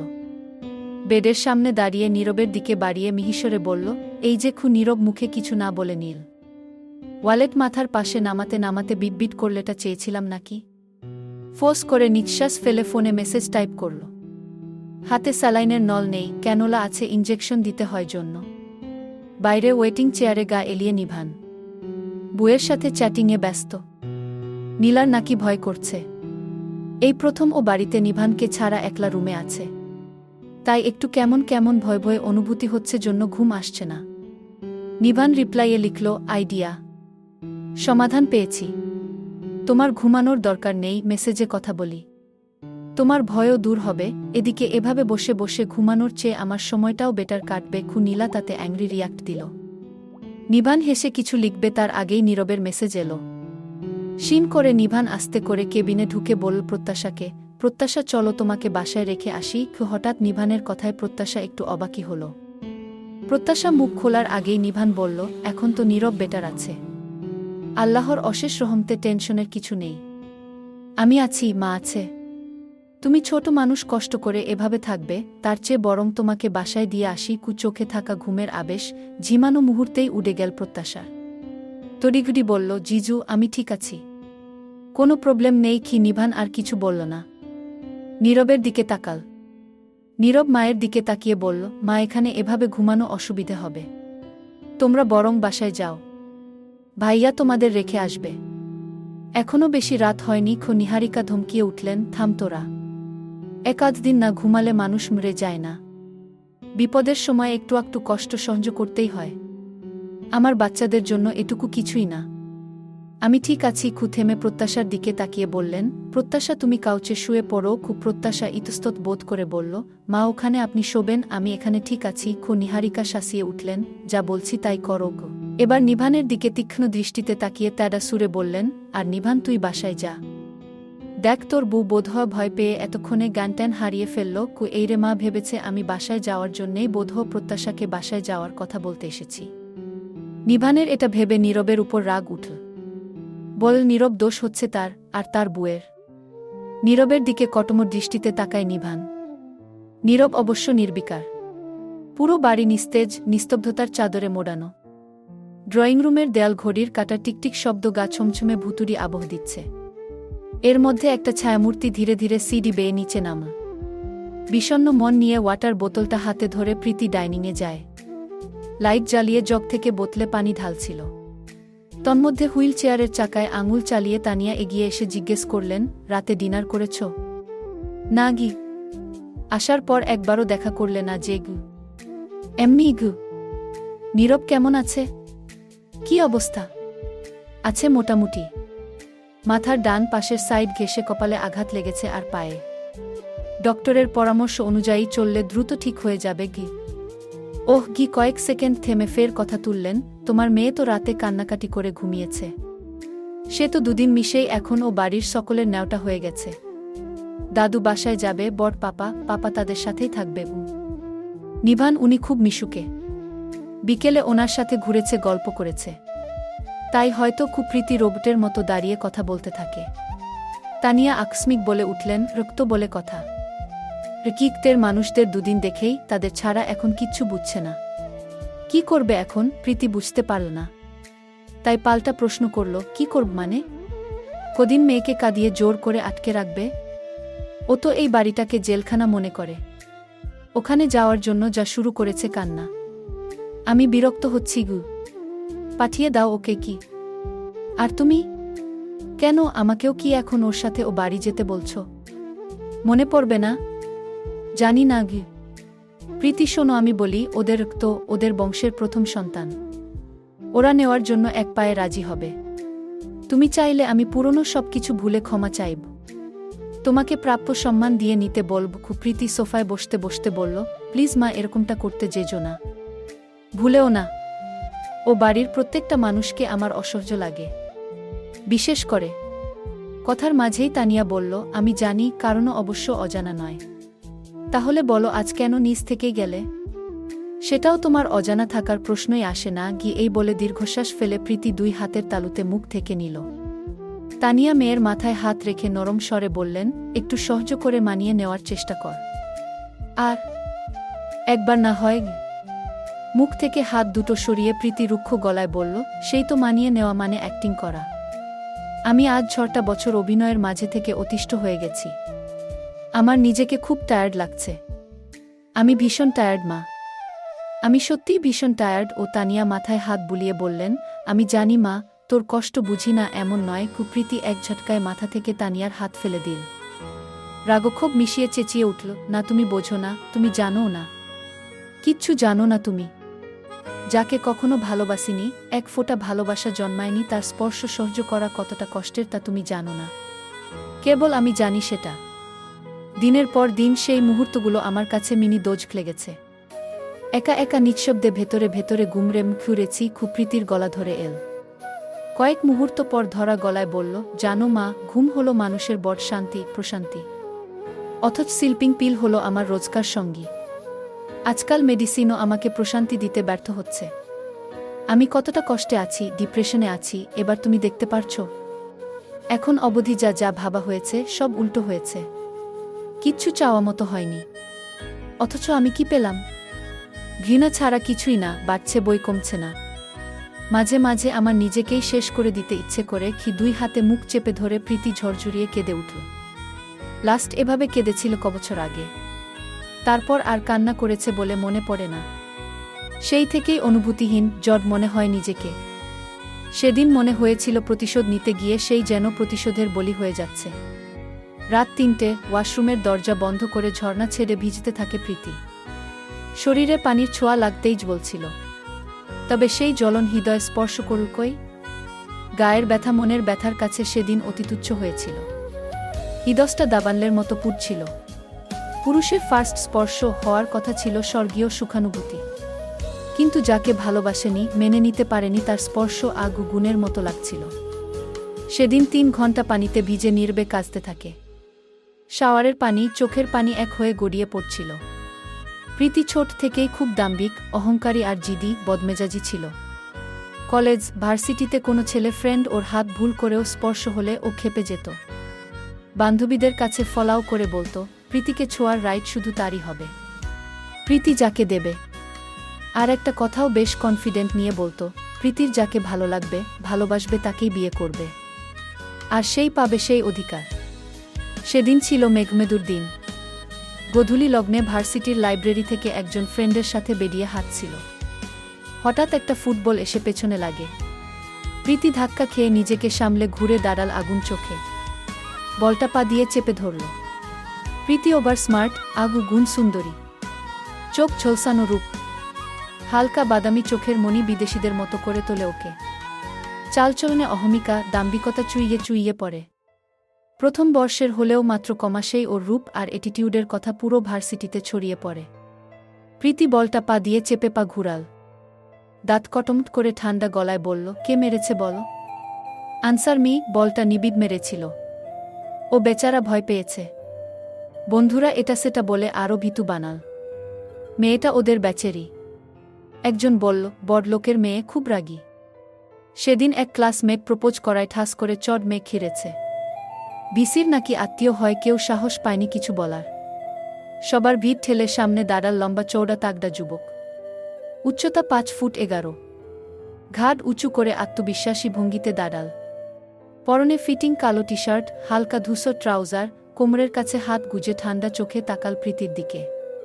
তেমনি ঠান্ডা শান্ত গলায় নির্ভীক চিত্তে বলল, সরি, বলটা দাও। ছোট্ট বাক্যটা প্রীতির কাছে অদ্ভুত ঠেকল। ক্ষমা চাচ্ছে বটে, কিন্তু আদেশের সুরে। প্রীতির চোখ থমকে গেল ওর মুখে। এক মুহূর্তের জন্য শীতল রাগের ভাঁজে কাঁপন ধরল। যে অভ্যস্ত ছিল সবাইকে দমিয়ে দিতে, সে নিজেই যেন আজ দমে গেল। ছেলেটার দৃষ্টিতে কিছু একটা ছিল যা প্রীতিকে ঘায়েল করে।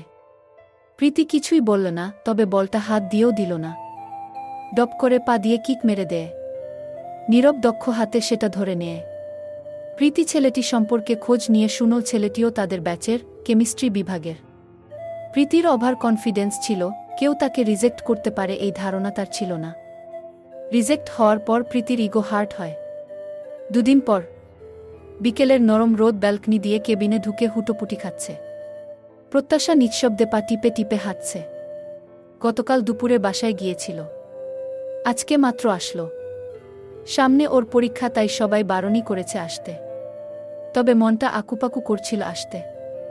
আবার অধরাও বলেন, জামাই হসপিটালে, মেয়ে এভাবে এ বাড়ি থাকলে কথা হবে। ওরা না বললেও আত্মীয় স্বজন, পাড়া প্রতিবেশীর মুখ তো ধরে রাখা যাবে না। কখন আবার বলে ফেলে। আর ভালোও দেখায় না। শফিক সাহেব মেয়েকে নিয়ে আসেন।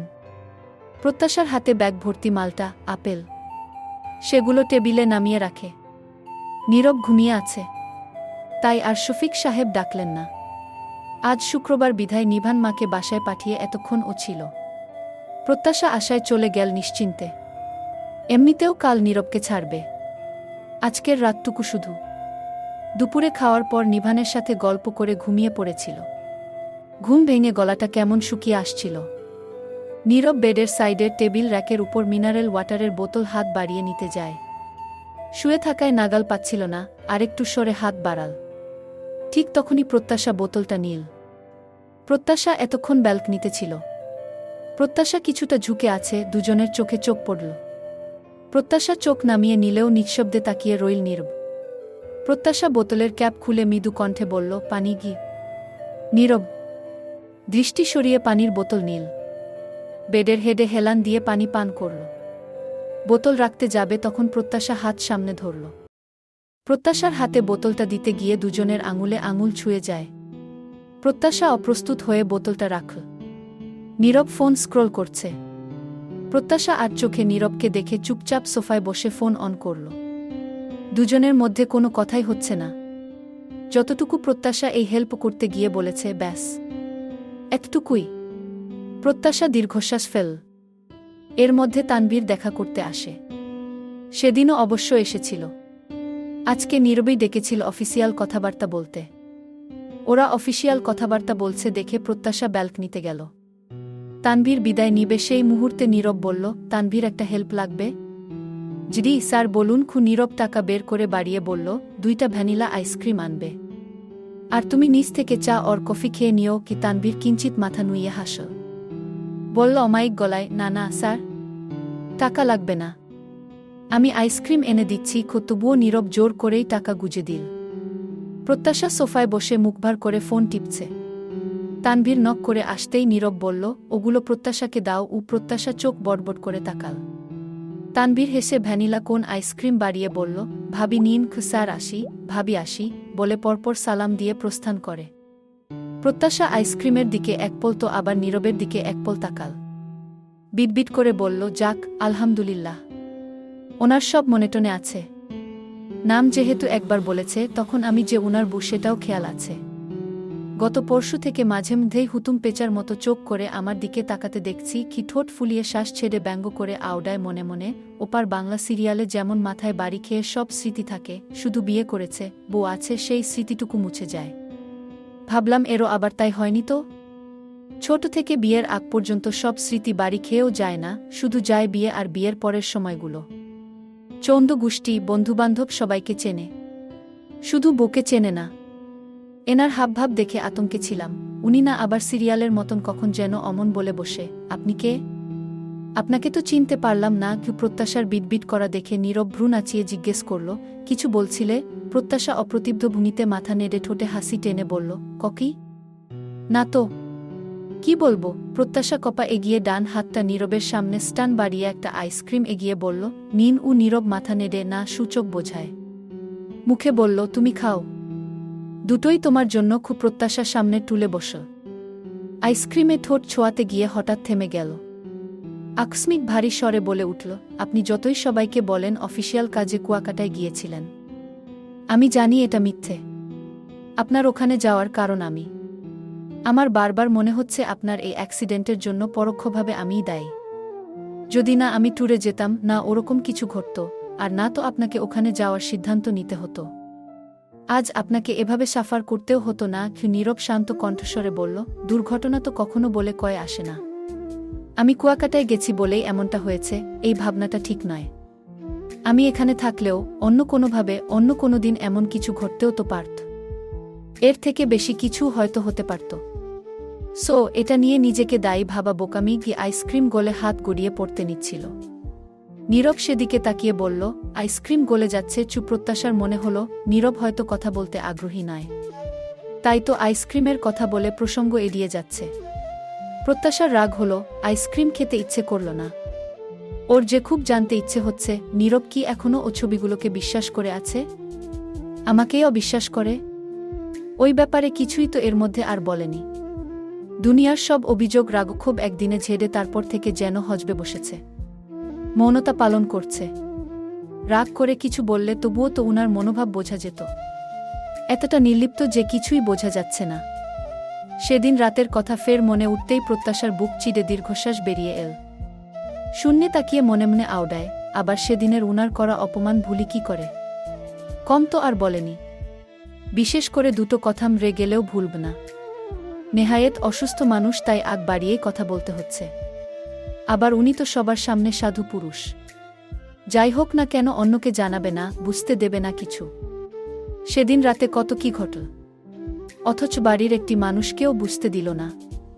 কি সুন্দর করে সকালেই কজ দেখিয়ে আমাকে বাসায় পৌঁছে দিল। মনটা ভার হয়ে এলো প্রত্যাশার। আনমনেই তাচ্ছিল্য হেসে ভাবল, উনি নিজেই তো বলেছিল, এরপর থেকে তোমার আমার সম্পর্ক স্বাভাবিক রাখা হয়তো হবে না। কথাটা মনে উঠতেই চোখ জিভে উঠল প্রত্যাশার। নিজেকে মনে হলো ছ্যাচডা। নীরব চাইছে না, সে শুধুই বেহায়ার মতো এখানে আছে। আইসক্রিমের দিকে তাকিয়ে বৃষ্টির দিনের কথা মনে পড়তেই বুকের ভেতর চিনচিনে ব্যথা অনুভব হলো। এসব কিছু তো আর ভালোবাসা থেকে উনি করছেন না। উনি নিজেই বলেছেন, যতদিন সম্পর্কটা থাকবে ততদিন দায়িত্ব থাকবে। এসব কিছু ভাবনা চিন্তা প্রত্যাশার মনমস্তিষ্কে বিরূপ প্রভাব ফেল। ঝট করে ফোনটা বের করে আব্বুর নম্বরে ডায়াল করল।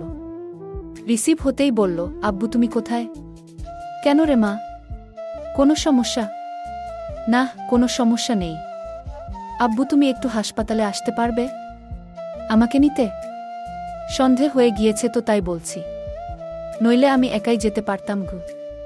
আমি বাজারে আছি। কিন্তু প্রত্যাশা যাওয়ার সময় বললে রাতে থাকবে তুমি। প্রত্যাশা নীরবের দিকে তাকিয়ে ব্যালকনির দিকে এগিয়ে গেল। ফিসফিসিয়ে বলল, আসলে সামনে পরীক্ষা, এখানে থাকলে পড়াশোনা হবে না, তাই উনি নিজেই যেতে বলেছে। মিথ্যে বলতে প্রত্যাশার গলা মৃদু কাঁপল। শফিক সাহেব বললেন, আচ্ছা আমি আসছি কিছুক্ষণের মধ্যে। ঘণ্টাখানেকের মধ্যেই শফিক সাহেব আসেন। জামাইয়ের সাথে টুকটাক কথা বলে বেরিয়ে যান। প্রত্যাশা বাবার পিছু পিছু যেতে গিয়ে কেবিনের দরজাটা এক হাতে টেনে আবার ফিরে তাকাল। বেডে হেলান দিয়ে আতশোয়া নীরবের দিকে তাকিয়ে বল মিহিস্বরে, আসছি। খুব প্রত্যুত্তরের অপেক্ষা না করেই ঘুরে পা চালাল প্রত্যাশা। পরমুহূর্তেই পিছন থেকে আসা একটা শব্দেই পা দুটো থেমে গেল। শোনো। নীরব দরজা বরাবর দৃষ্টি নিবদ্ধ করেই ফের আদেশস্বরূপ বলল, এদিকে তাকাও। কথা আছে। চুপ। প্রত্যাশা কলের পুতুলের মতন ঘুরে দাঁড়াল। বলল, জি বলুন। মাথা থেকে পুরনো সব ঝামেলা ডিলিট করে দাও। Now it's time to focus. Just focus on your study. সামনে তোমার এক্সাম, ওটাই প্রায়োরিটি হওয়া উচিত।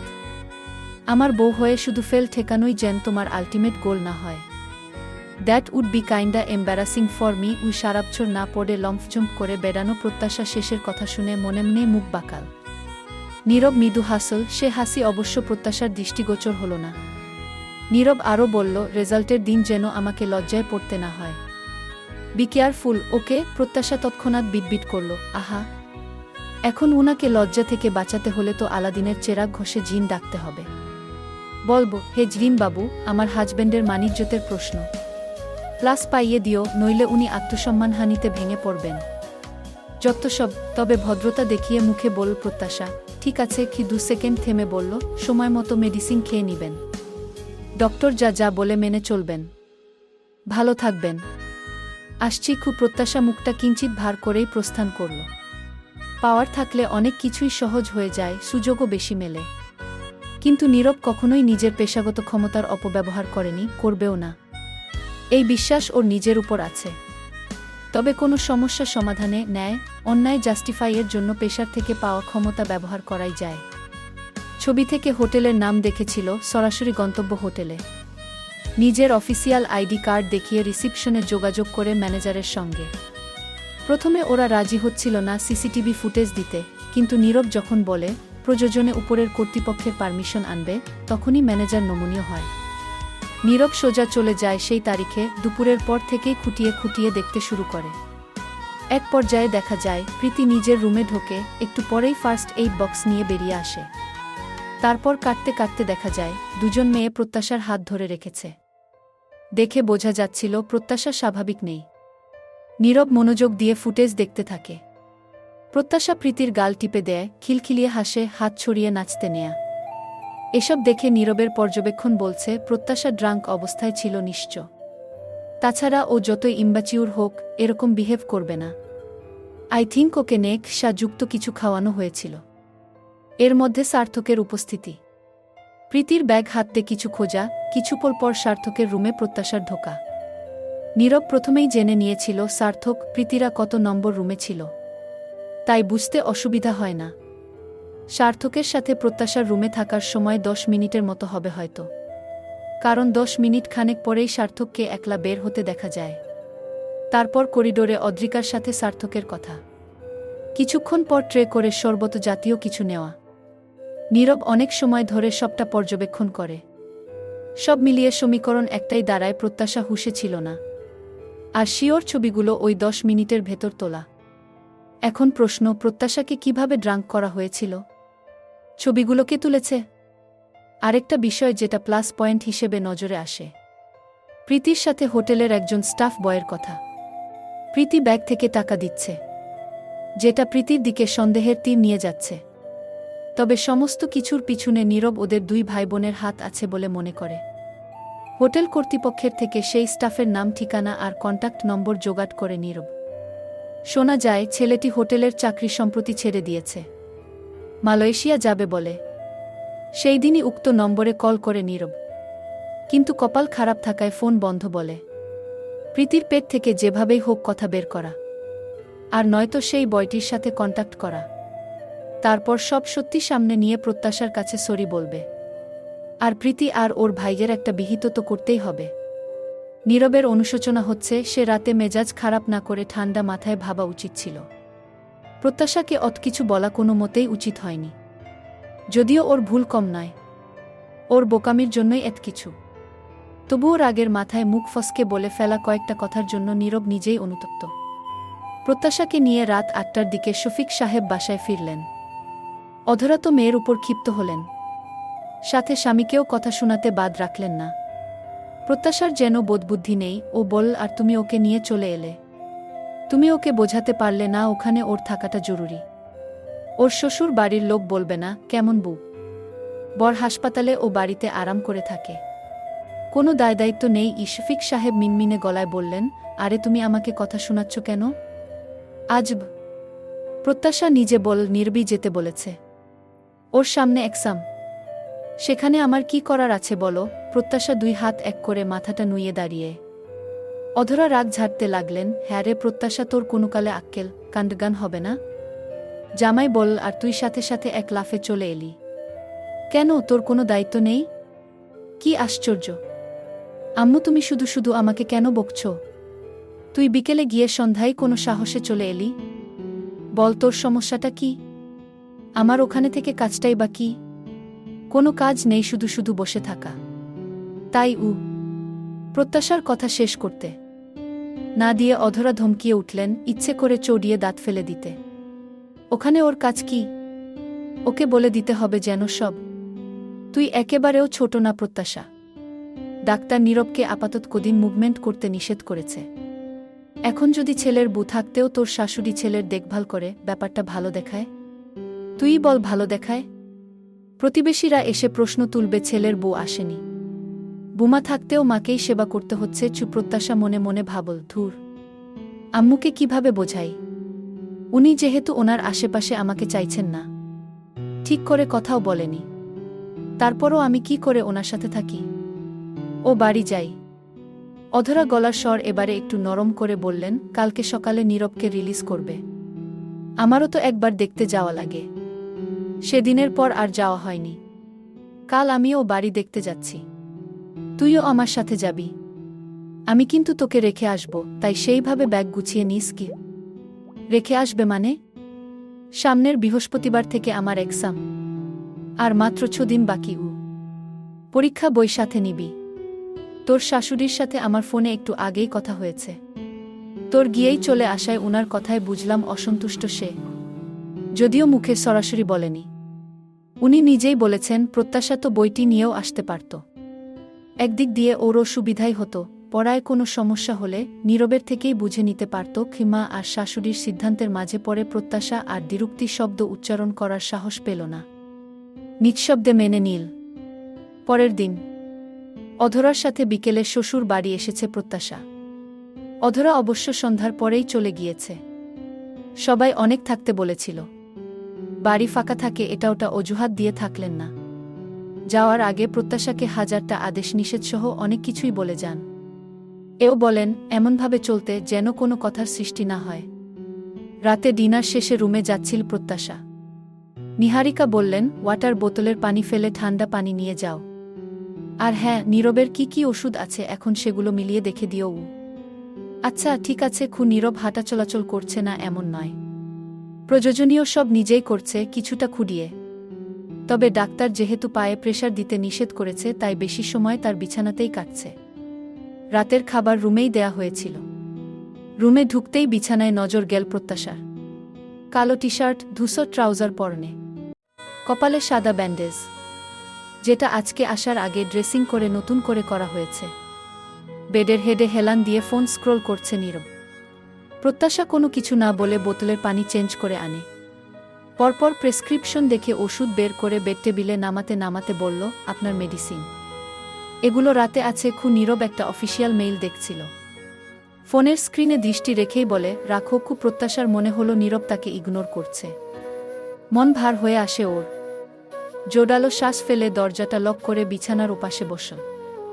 সময় গড়াল, তবুও নীরব কিছুই বলছে না, জন্য ওর মন খারাপ তীব্র হল। কিছু ভেবে অভিমানী কণ্ঠে বলল, শুনুন, আপনি কথা বলা অফ করে দিয়েছিলেন, যোগাযোগ রাখা বন্ধ করেছিলেন। সম্পর্কটা রাখতে চান না সেটাও জানি। সব ঠিক আছে। একটু থামল। 2 হাতের তালু ঘষে ফের বলল, আপনি না চাইতেও আমাকে এখানে আসতে দেখে আপনি আবার ভাববেন না আমি অবলা নারীর মতো আপনার হাতে পায়ে ধরে হাউমাউ করে কেঁদে কেটে বারবার রিকোয়েস্ট করব সম্পর্কটা রাখতে। আর সেটা করতেই এখানে এসেছি। এরকম ভাবলে ভুল। নীরব ফোনের থেকে দৃষ্টি সরিয়ে প্রত্যাশার দিকে তাকাল। প্রত্যাশার ঠোঁট দুটো এক নাগাড়ে চলতে লাগল। তাহলে আপনি এখন প্রশ্ন করতেই পারেন আমি এখানে কি করতে এসেছি। আপনার সাথে একটা সম্পর্ক না থাকলেও আরেকটা সম্পর্ক কিন্তু থেকে যাবে। নিবান ভাইজা বুকে খুব ভালোবাসে। আপনার আমার সম্পর্ক থাকা না থাকায় ওদের সম্পর্কের এতটুকু ভাটা পড়বে না। আর ওদের সম্পর্ক থাকা মানেই আপনার আমার বেআইনের সম্পর্কটা থেকে যায়। এ বাড়িতে আসা, সামনাসামনি পড়া, জাস্ট হাই হ্যালো। আশা করি আপনি বুঝতে পেরেছেন। আপনি আমাকে দেখে ওরকম ভাবতে পারেন, তাই আগেভাগে ক্লিয়ার করলাম। আর আম্মু বারবার বলেছে, তাই নীরব শীতল চাহনিতে চেয়ে আছে তুরন্ত ছুটে চলা ঠোঁট জোড়ার দিকে। প্রত্যাশা একটা কুশন কোলের উপর তুলে নড়েচড়ে বসল। নীরবের থেকে প্রত্যুত্তর না পেয়ে সরু চাউনিতে তাকিয়ে বলল, প্রত্যাশা, বুঝেছেন আমার সব কথা? আপনার আর আমার বেআইনের সম্পর্কটা কিন্তু বহাল থাকবে। ধরুন সেই সম্পর্কের জের ধরে আমি অসুস্থ আপনাকে দেখতে এসেছি। এটা আত্মীয়তার হক কি? নীরব ফোনটা বিছানায় নামিয়ে মৃদু হাসল।